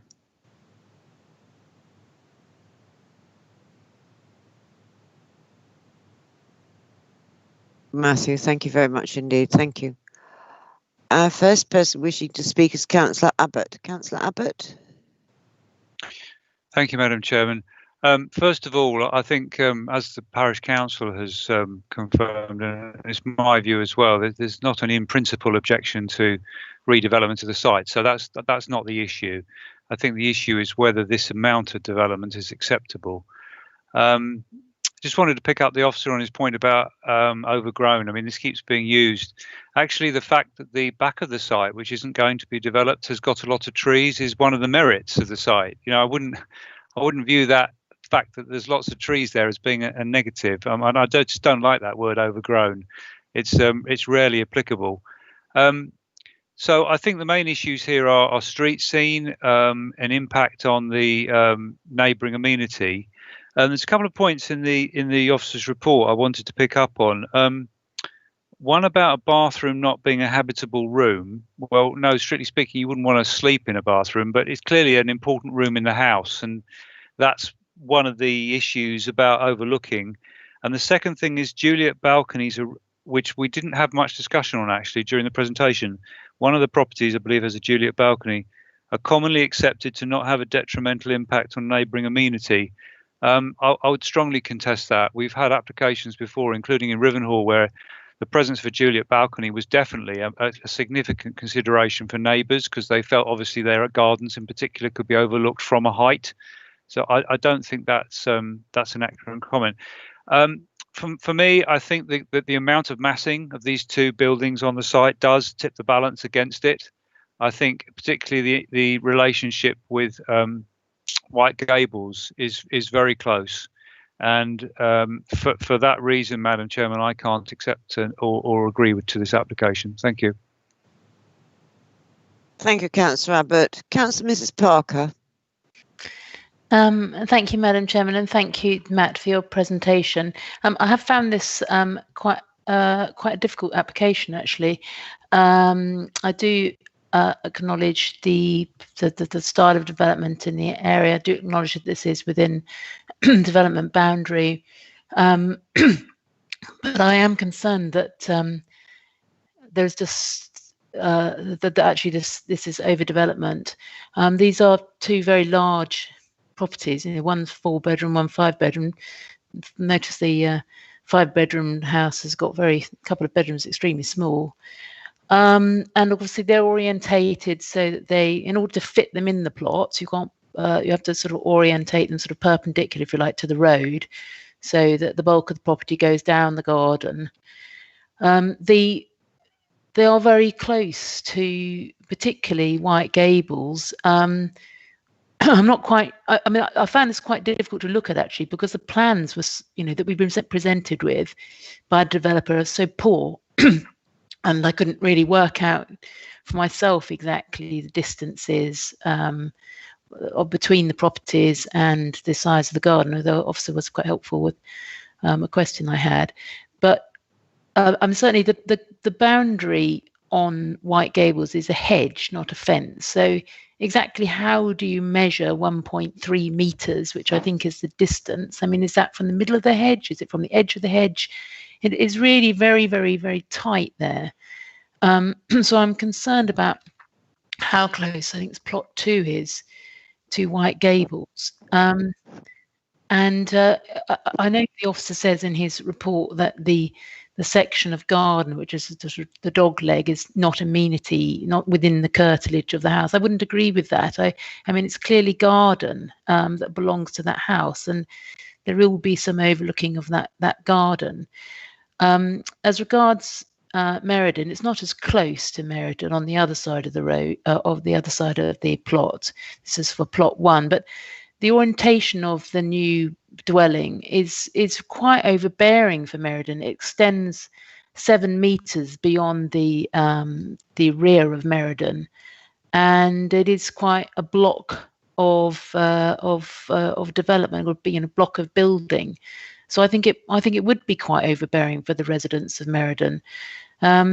the other thing is the garden. You know, I know that the garden for plot 2, I hope I got the plot numbers right, is only just over the 100 meters square allowance. You know, it's a very small garden. It might be acceptable in an urban area, but this is a village, so I think the garden is terribly small. Grateful for the comments about tracking, because that was a concern, but I'm satisfied that that's not an issue. I'm troubled just generally that this is overdevelopment of this plot, and I do think if we do end up granting permission for this, there definitely needs to be a condition about boundary treatments, both on either side and possibly between the two dwellings. But I'll leave it at that for the moment. Thank you, Madam Chairman. Thank you, Councillor Mrs. Parker. Councillor Unsworth. Thank you, Madam Chairman. Yeah, I echo the comments, and I'd just like to pick up a point that Councillor Abbott made in the Juliet balcony. That does nothing apart from overlook the garden on plot 2. You know, for me, that is the deciding factor. I think this is very close massing. I think there will always be difficulty with the boundaries, the boundary treatment, and the overlooking on it. I particularly add weight to the objections, not only from the residents next door, but from the parish council. They know the village, they know the site, and therefore it sits very uncomfortably with me at the moment, I'm afraid. Thank you, Councillor. Anyone else wish to speak? No. Councillor Abbott, you wish to come back? If no one else wishes to speak right now, Madam Chairman, I'd like to move refusal on the grounds of overdevelopment of the site and impact on neighbouring amenity. Thank you, Councillor. I'll just have to see if that has a seconder before I go to officers. Does that have a seconder? Councillor Unsworth, I'll second that. You're seconding. Okay, thank you. And I'll ask Chris Padgett to respond. Thank you, Madam Chairman. Obviously, very mindful of the concerns that members have raised here this evening in terms of the detail of the proposals. From an officer perspective, obviously it's members' decision here this evening in terms of the outcome. Just in terms of the concern that's been raised with regards to overdevelopment, I would raise a slight concern from an officer perspective in terms of the use of that term, because strictly speaking, both plots would comply with amenity space standards, both provide for sufficient car parking on site, and typically that is what we would refer to as the overdevelopment of the site. I understand the concern about the quantum of built development, possibly the perception of around a cramped development on the actual site in terms of shoehorning 2 dwellings on there. That certainly seems to be the perception. I would just probably advise against the use of the term overdevelopment, because that does infer something quite specific. So I would try to steer members away from the use of that, which actually might be very difficult to defend at an appeal situation. Obviously, it's members' decision. I think Matt has given a detailed presentation that sets out our views as officers, which I won't reiterate. I think the only point I would make as well, obviously mindful of the parish council objection, but as Matt outlined at the start, although there have been 3 previous refusals that were referred to, all of those related to householder applications for extension. So I think it is important just to highlight that from an officer perspective, I would say we are consistent in the way how we approach these types of applications.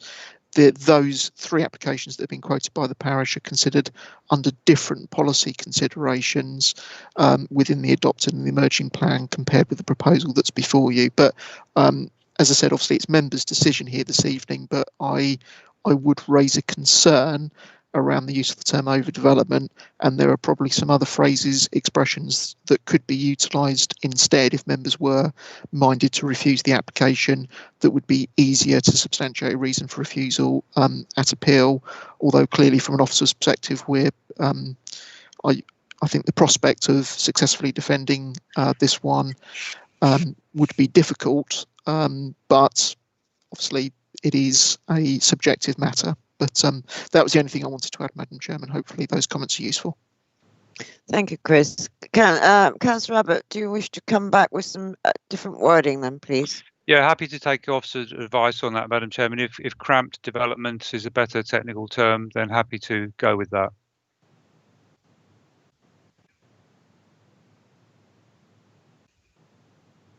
Thank you. Anything else you wish to add, or just go for cramped?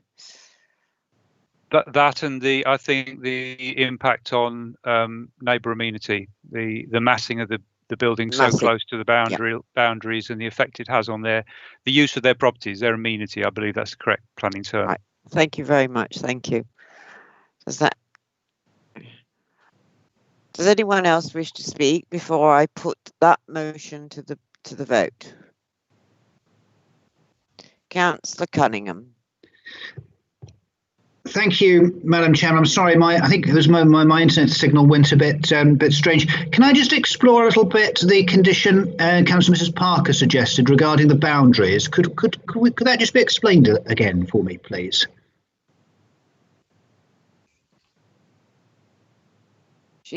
Councillor Mrs. Parker didn't actually move a condition. She just said that she thought we ought to consider if it was agreed that we should look at the boundaries. We haven't got round to deciding anything about boundaries yet, Councillor. So I can't hear you. You've got your microphone off, Councillor Cunningham. I can't hear you. Sorry, Madam Chairman. Apologies. No, it was just clarifying. It was just Councillor Mrs. Parker suggesting that the boundaries around each particular property, each particular plot on this site was looked at. That's what Mrs. Parker was suggesting. Sorry, apologies for that. That makes perfect sense now. Thank you very much. Does anyone else wish to add anything before I put the motion to the vote? Right, I'm going to put the motion for refusal to the vote and see how we go. We have a motion for refusal on, I've forgotten the wordings now. It was to do with massing. Cramped. Cramped. That was the word. Yes, thank you. Councillor Abbott. For refusal. For refusal. Councillor Bowers. Against. Councillor Cunningham. Against.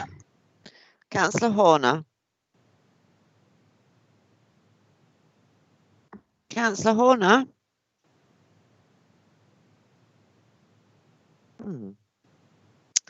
I'll come back to Councillor Horner in a moment. Councillor Johnson. For refusal. For refusal. Oh, sorry, I put that down. Councillor Mann. Against. Councillor Monday. Against. Councillor Mrs. Parker. For refusal. Councillor Mrs. Spray. Against. Councillor Unsworth. For refusal. Councillor Horner, I'm coming back to you. Councillor Horner, are you still there? Yes. Are you agreeing to refusal? Against. You're against refusal. Yes? Yep. Okay, thank you. 2, 3. So 4. 2, 3. That motion has fallen. Thank you. I need someone to move something different now, please. Madam Chairman, I'll move officer's recommendation for approval. I just have a couple of comments, if I may, please. Yes, certainly, certainly. I don't think this is that obvious, actually. I mean, it is a very oddly shaped site in a way, but the most prominent part at the front is quite large, and I think there is no doubt that we have to talk about purely planning terms. There is room there for the two dwellings. I do think that the officer has addressed every point that he can with regards to amenity space, overlooking.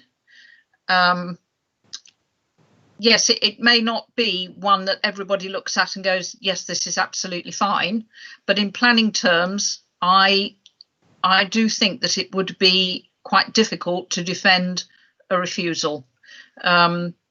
It meets policy, so yeah, I will move officer's recommendation for approval. Thank you. Thank you. Thank you, Councillor. Did you want to take up anything about the boundaries that Councillor Mrs. Parker raised, or are you quite satisfied with what we've got there? Well, I guess so, but I might need a little bit of advice from officer about what we can do. I'm going to ask Matthew to come back on that. Matthew, is there anything we can do about the boundaries? Thank you, Madam Chairman. So yeah, we can put a sort of standard boundary treatment condition on, which would cover. So I'll put my camera on as well, which will cover any new boundary treatment proposed. Anything that is existing would be covered by the Party Wall Act. So that's something slightly different to planning. So certainly we could control any new boundary treatments that will go there. So if they wanted to replace that conifer hedge that we saw with a close border fence or similar, then a condition could sort that out, and we could have control over that. So I'd be happy for that condition to be attached to the decision if members were minded to approve. Thank you. I'd be happy with that, Chairman. Yes. Thank you very much. There has been moved that we grant this. Does it find a seconder before I move on, please? I will second it, Madam Chairman.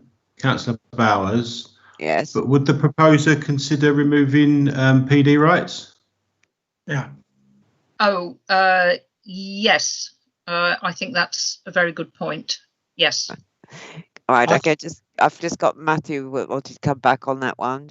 Is that? Thank you. Sorry. Just to say that I can think it's condition 11 on one plot. Yeah, refers to the removal of PD for plot 2, which is obviously the smaller of the two plots. If members wish, we can extend that to include plot 1 as well. Yep. I think that would be preferable. Yes, thank you. Thank you, Madam. Thank you. Councillor Bowers, you did second, didn't you? Yes. Thank you. Thank you very much. Thank you. Councillor Abbott, you wish to come back? Yes, very briefly, Madam Chairman. Condition 17 on bats repeats the same wording we'd agreed we weren't going to use. And we've 2 or 3 times we've been through this and we've changed it to the correct wording. Could that be, would the mover and seconder accept that, please? Councillor Mrs. Spray, are you quite happy? Yes, yes, I'm happy with that. Yeah. Right, thank you. Are officers content with that? Yes. I'm now going to. I've got no one else wishing to speak, so I'm going to put that application to the vote with the new conditions we've just discussed on the table. Councillor Abbott. Against. Against. Councillor Bowers. For. Councillor Cunningham. For. Councillor Horner. For. Councillor Johnson. Against. Councillor Mann. For. Councillor Monday. For.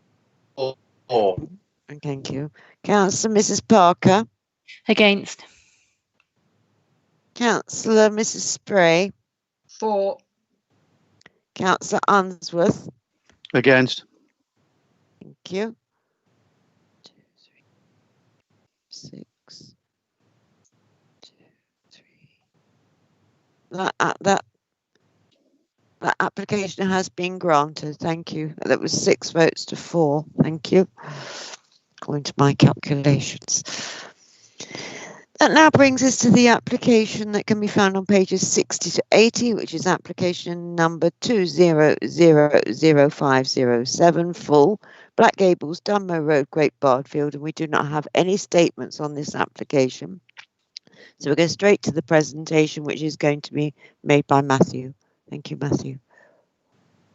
Thank you, Madam Chairman. I will try and keep this as brief as I can. I'll share my screen.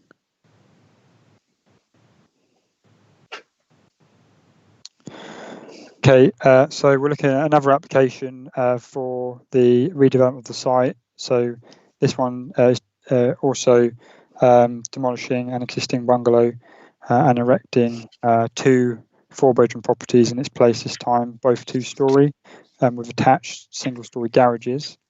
This is the site of Black Gables, Dunmow Road in Great Barfield.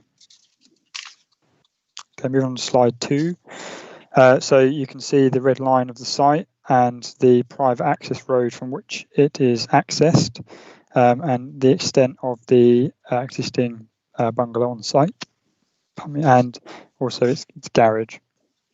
The site shares the access road with Victoria Cottage, Field House, Stratton House and Carlson, and also backs onto properties on Durham Close. A public right-of-way extends on the field immediately in front of the site over here this way, and the site is also in the conservation area. So again, I've included an aerial plan just to give you a bit more a flavour, a bit more of the context. So private access road, and then the bungalow on the site, and you can see its boundaries around here.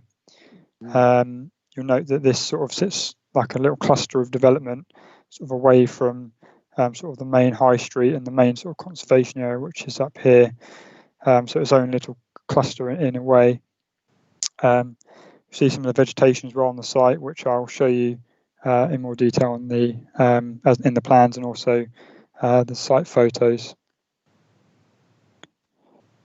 So firstly, I've included a copy of the initial site plan that was proposed. So you can see the garages are quite large, double garages. They'd have a green roof, which is a flat roof, green roof, which is some of the extensions on the building would have as well. This is quite an unusual but welcome addition, I guess, if you're conservation minded. So officers work with the developer to actually reduce the scale of those attached garages, so now they're actually a lot more appropriate and small scale, so you have that sort of more generous setback from the private access way. There's still enough space for two car parking spaces on there. The plan was also updated as well to give an indication of some replacement boundary planting along the 2 boundaries, and I'll explain that a bit more as we go through.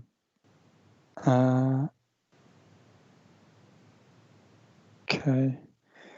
Actually, just going back to this one, just to say that there's 25 metres back-to-back distance with the property on Durham Close there, which is compliant with the Essex Design Guide. So obviously we were quite keen to make sure that distance was adhered to, given the relatively small garden that property enjoys.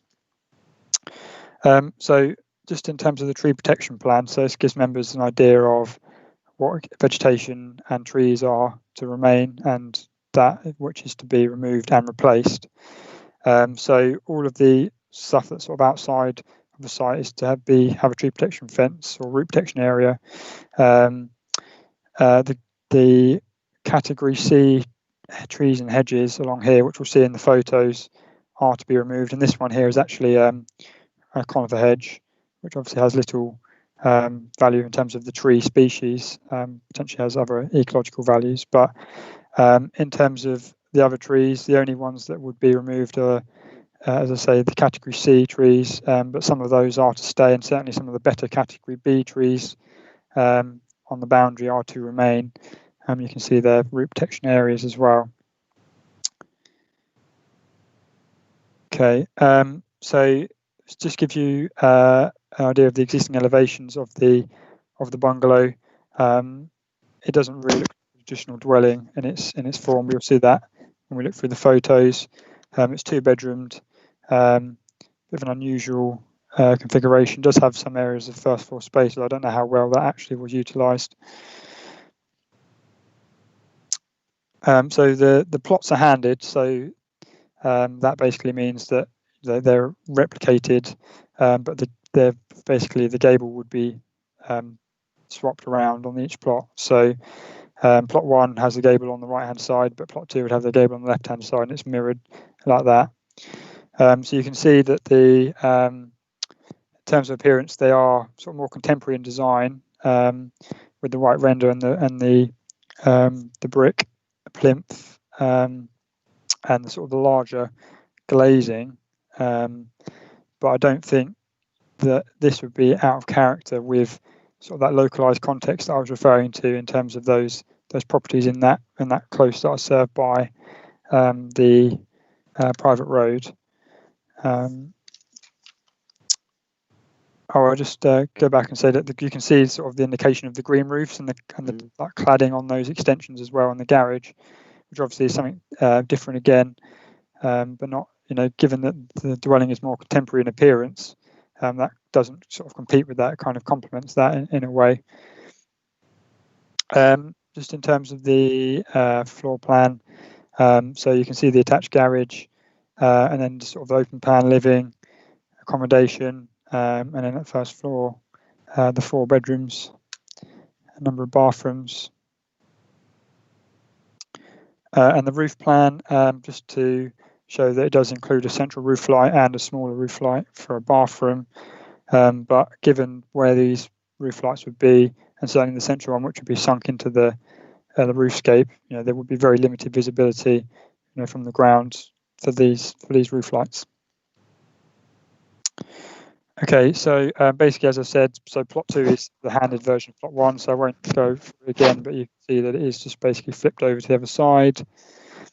I would point out as well that there is obscure glazing again on any side windows to protect neighbouring amenity. Again, the floor plan's the same, just the other way around.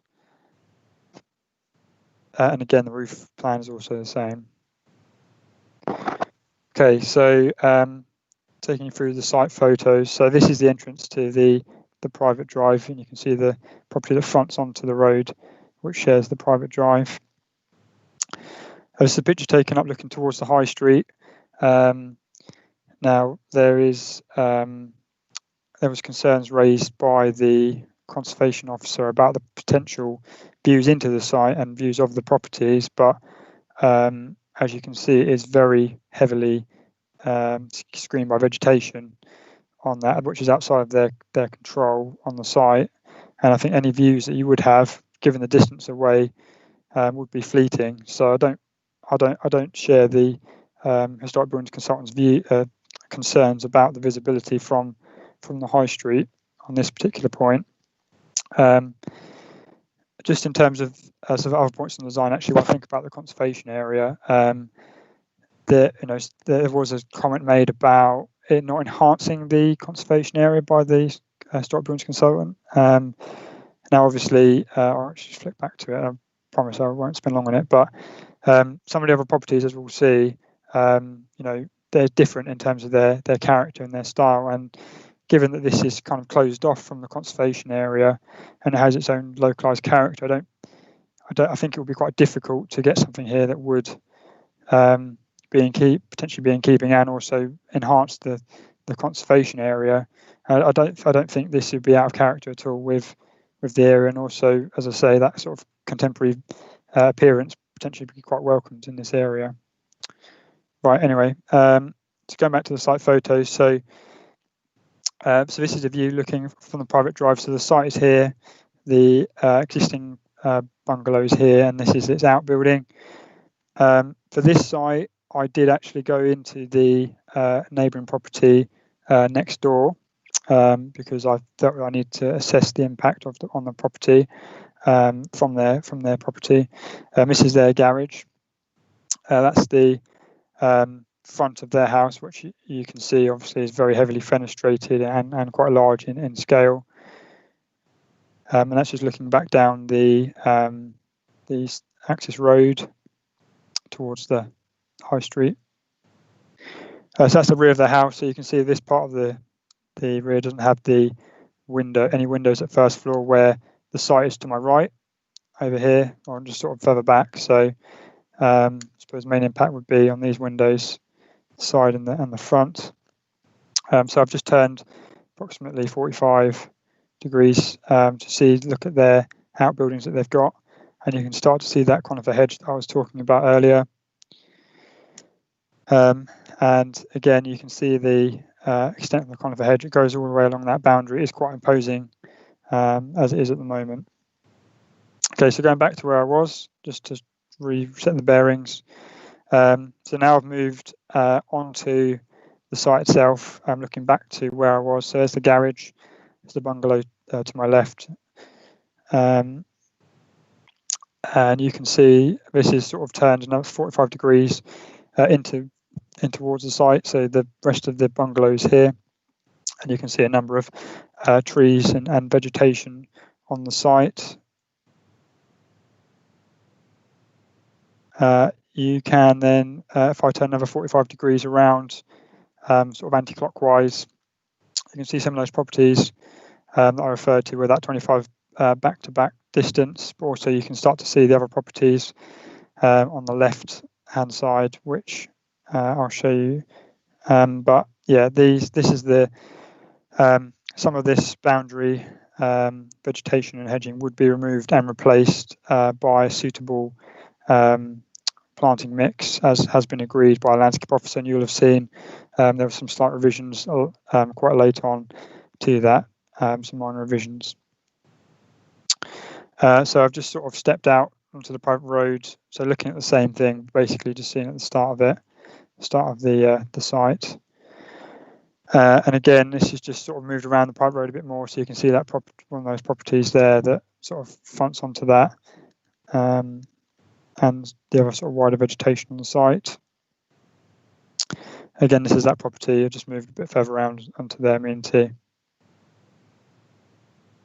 So this is a picture taken right at the bottom of the site, looking out to towards the properties on Durham Close. You can see that even me standing right at the boundary, it's still quite difficult to see through with the vegetation, which would be retained, as I've said.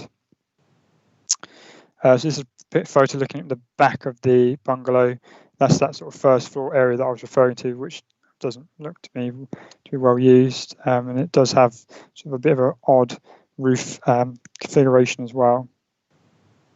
So okay, so now I'm looking, I've sort of turned 10 degrees looking towards the property with the conifer hedge that I referred to. Now this is the conifer hedge here, so I've moved around a little bit. You can start to see the garage of the bungalow as existing, and as I move further around again, you can see that garage, but also the outbuilding on that property adjacent that we looked at. And I also did a visit from this side, so looking at the property behind me. So that property I looked at first is over here.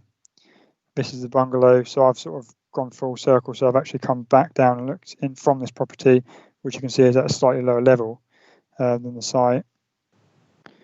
And just looking at their outlook and their amenity, obviously in coming to a decision on whether the scheme is acceptable or not. So just to sum up then, the site is in a development boundary again. There are a number of economic benefits during construction, and then social benefits once occupied.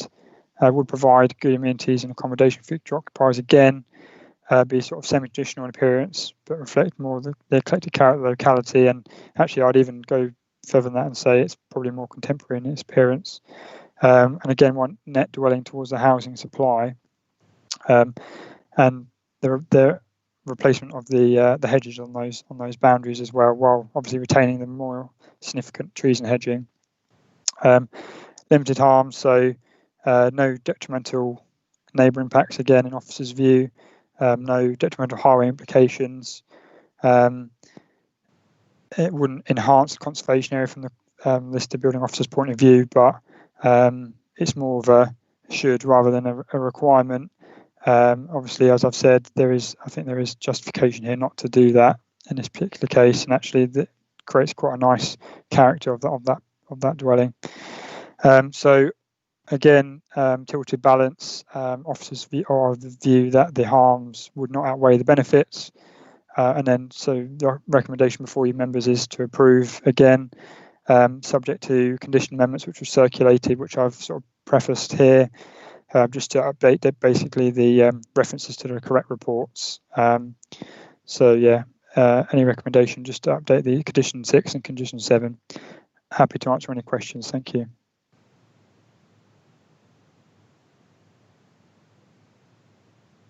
Thank you, Matthew. Thank you very much indeed. It would appear that no one wants to comment on this application whatsoever.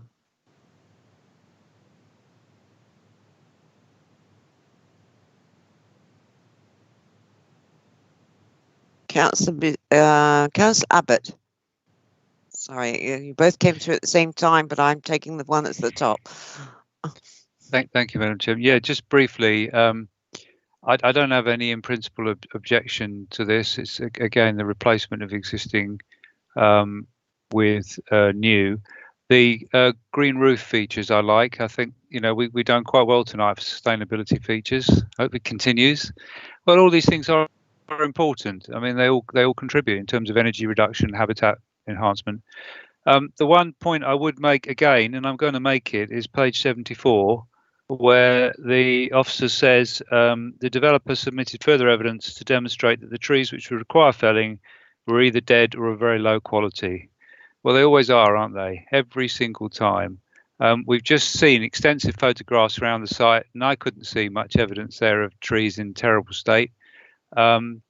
I believe one tree was dead in the act, because I read the arboricultural report. I think one tree was dead, but actually the arboricultural report said that a number of the trees were of a very good or very reasonable standard, and I don't think that's reflected in the report. And I think we really need to do that.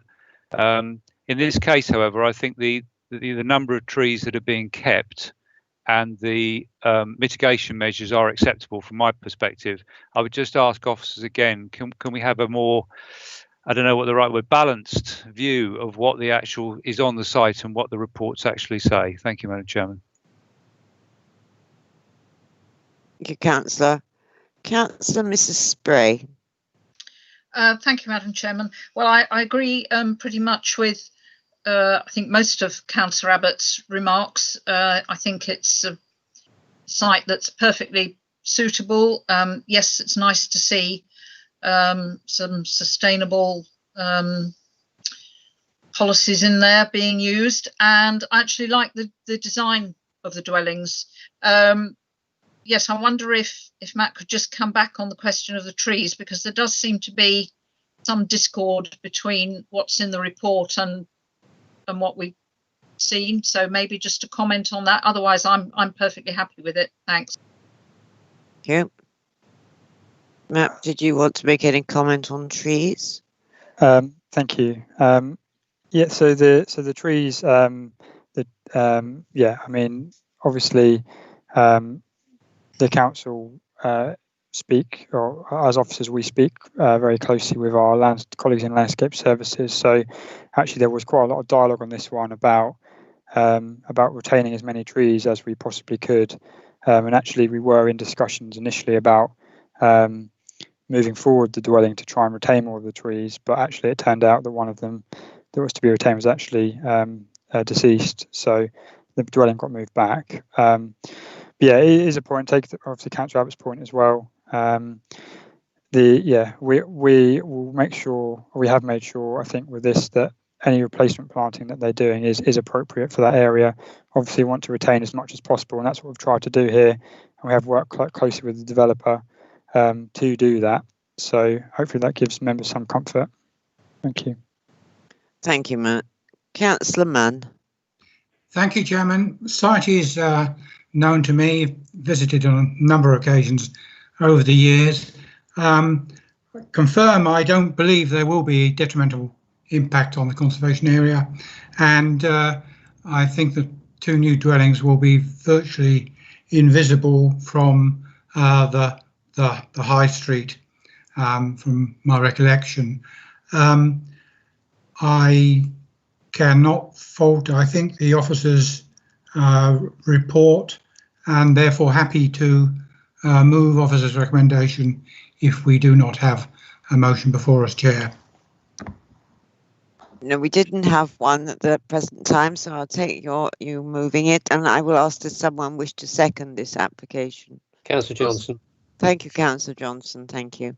Does anyone else wish to add anything further or new? No. I'm now going to put this one to the vote then. The vote is for approval. Councillor Abbott. For. Councillor Bowers. For. Councillor Cunningham. For. Councillor Horner. For. Councillor Johnson. For. Councillor Mann. For. Councillor Monday. For. Councillor Mrs. Parker. For. Councillor Mrs. Spray. For. Councillor Unsworth. For. Thank you. That, members, is unanimous. Thank you. That brings us to the end of the Part A's. We now have 2 applications to consider in Part B. Thank you, Madam Chair. I'll take my leave now, if that's yes, all right. you must depart, yes. Thank you very much. Good night. Good night. Our Councillor Cunningham is going. And Chris, are you taking these both together or separately?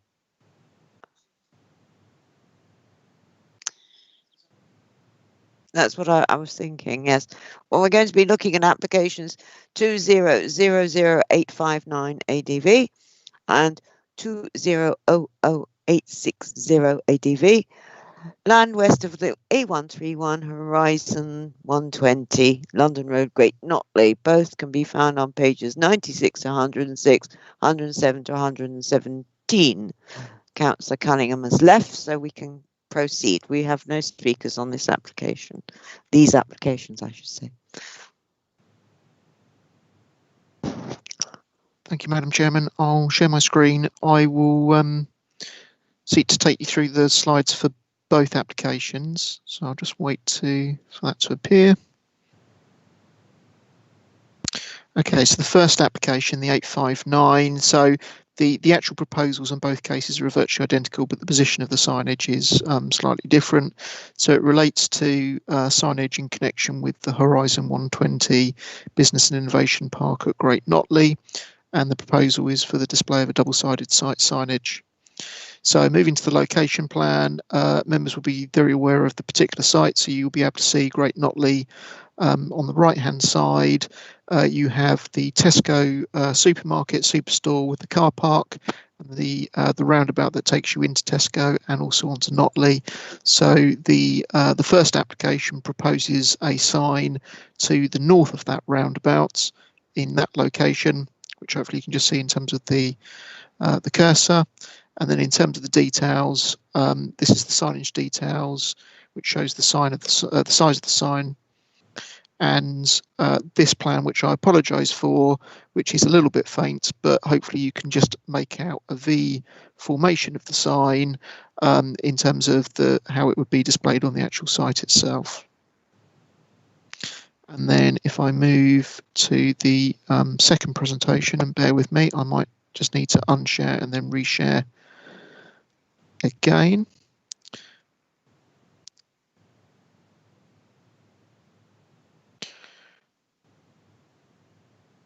So the second application, which is 860,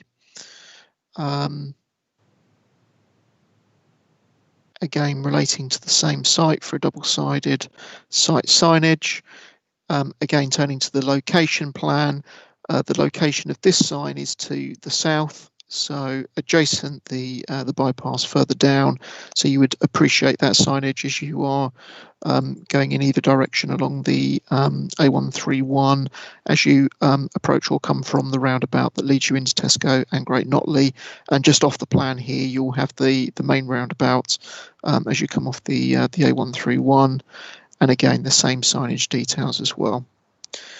So in terms of key considerations with both applications, in terms of amenity, the proposed signage is considered to be acceptable from an amenity perspective. It's obviously advertising the site coming forward. And then secondly, in terms of the other key consideration, which is public safety, highway safety, no objections raised from the County Council, and the position of the signage is considered to be acceptable and wouldn't be a distraction to highway users. So both applications are recommended for approval, but happy to answer any questions. Oh, sorry, I can put the plan back up. Can I just query the wording on them? I mean, are we trying to put the 120 in the middle of the word horizon? It's most odd. I mean, we've got HOR. It doesn't seem to. Madam Chairman, we spent about 2 weeks talking about this in the original sort of group, and this is the agreed logo. HOR 120N doesn't mean anything, does it? It's not one thing or the other. No, okay, fine. I'll open. Councillor Abbott, you wish to speak, and I'll be quiet. Thank you, Madam Chairman. I can't remember a discussion on that, but I would have queried it like you, I think. It's horrible. Horry 20N. Yeah. Something like that. Anyway, yeah, I just had a question. Being inquisitive about these things, I look back at the conditions for the signs we approved previously, and they're different. So there were conditions previously for trees, because I think there are some along there. Are we not putting those conditions on this time because they're not there anymore, or because of the change to the access? But if circumstances are the same, should we not put those conditions back on? Thank you. I go straight back to Chris on that one. Thank you, Councillor Abbott, for the question. Now, from recollection, because it wasn't that long ago since we had the early proposals for this, I think the reason actually for these applications coming forward, certainly the one towards the top, was actually due to its proximity to the site access into the Horizon 120 site. So the signage that was previously approved needs to be relocated. I'm not aware, actually. I think in relation to those first ones, there may have been some proximity issues to trees, which is why I think the conditions are different. In these particular cases, they would be able to be provided in locations that could be seen. I think the specific application that you're referring to, Councillor Abbott, was actually one to the north of the roundabout. So the revised application, which we're looking at tonight, which is 859, which is where we had the issue with its proximity to the access. But there was also some vegetation from recollection in that area as well, which was in close proximity to the sign. I think maybe as originally proposed would have obstructed part of the sign, but that's not the case with the current applications. But I don't have the applications in front of me, but that's just from my recollection of the previous.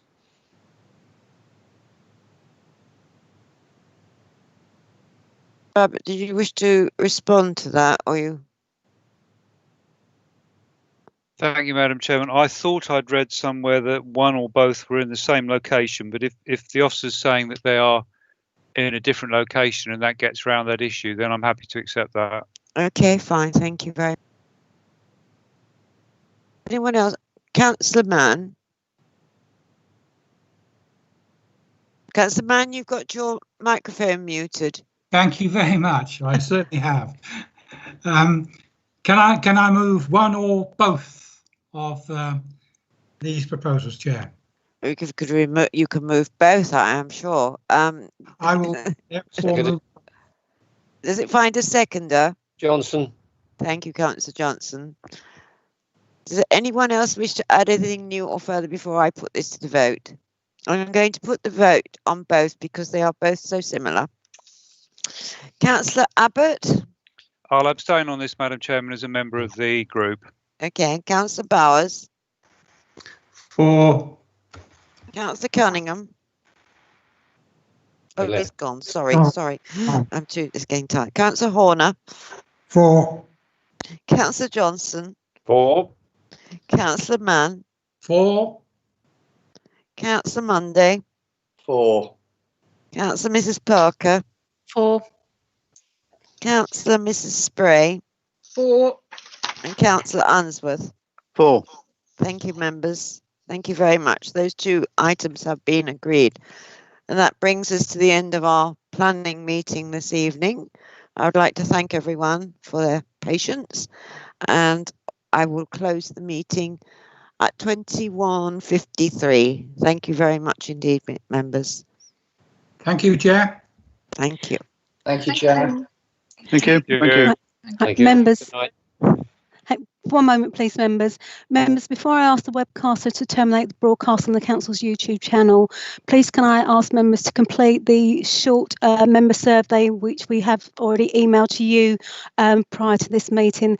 It's very important that we do receive your feedback for this meeting. I'd also like to remind you that the Council will retain performance data relating to your connections to this meeting in the event of a legal challenge to holding this meeting. Thank you very much for bearing with us this evening, and good night. And please can the webcasting officer confirm that the YouTube broadcast is now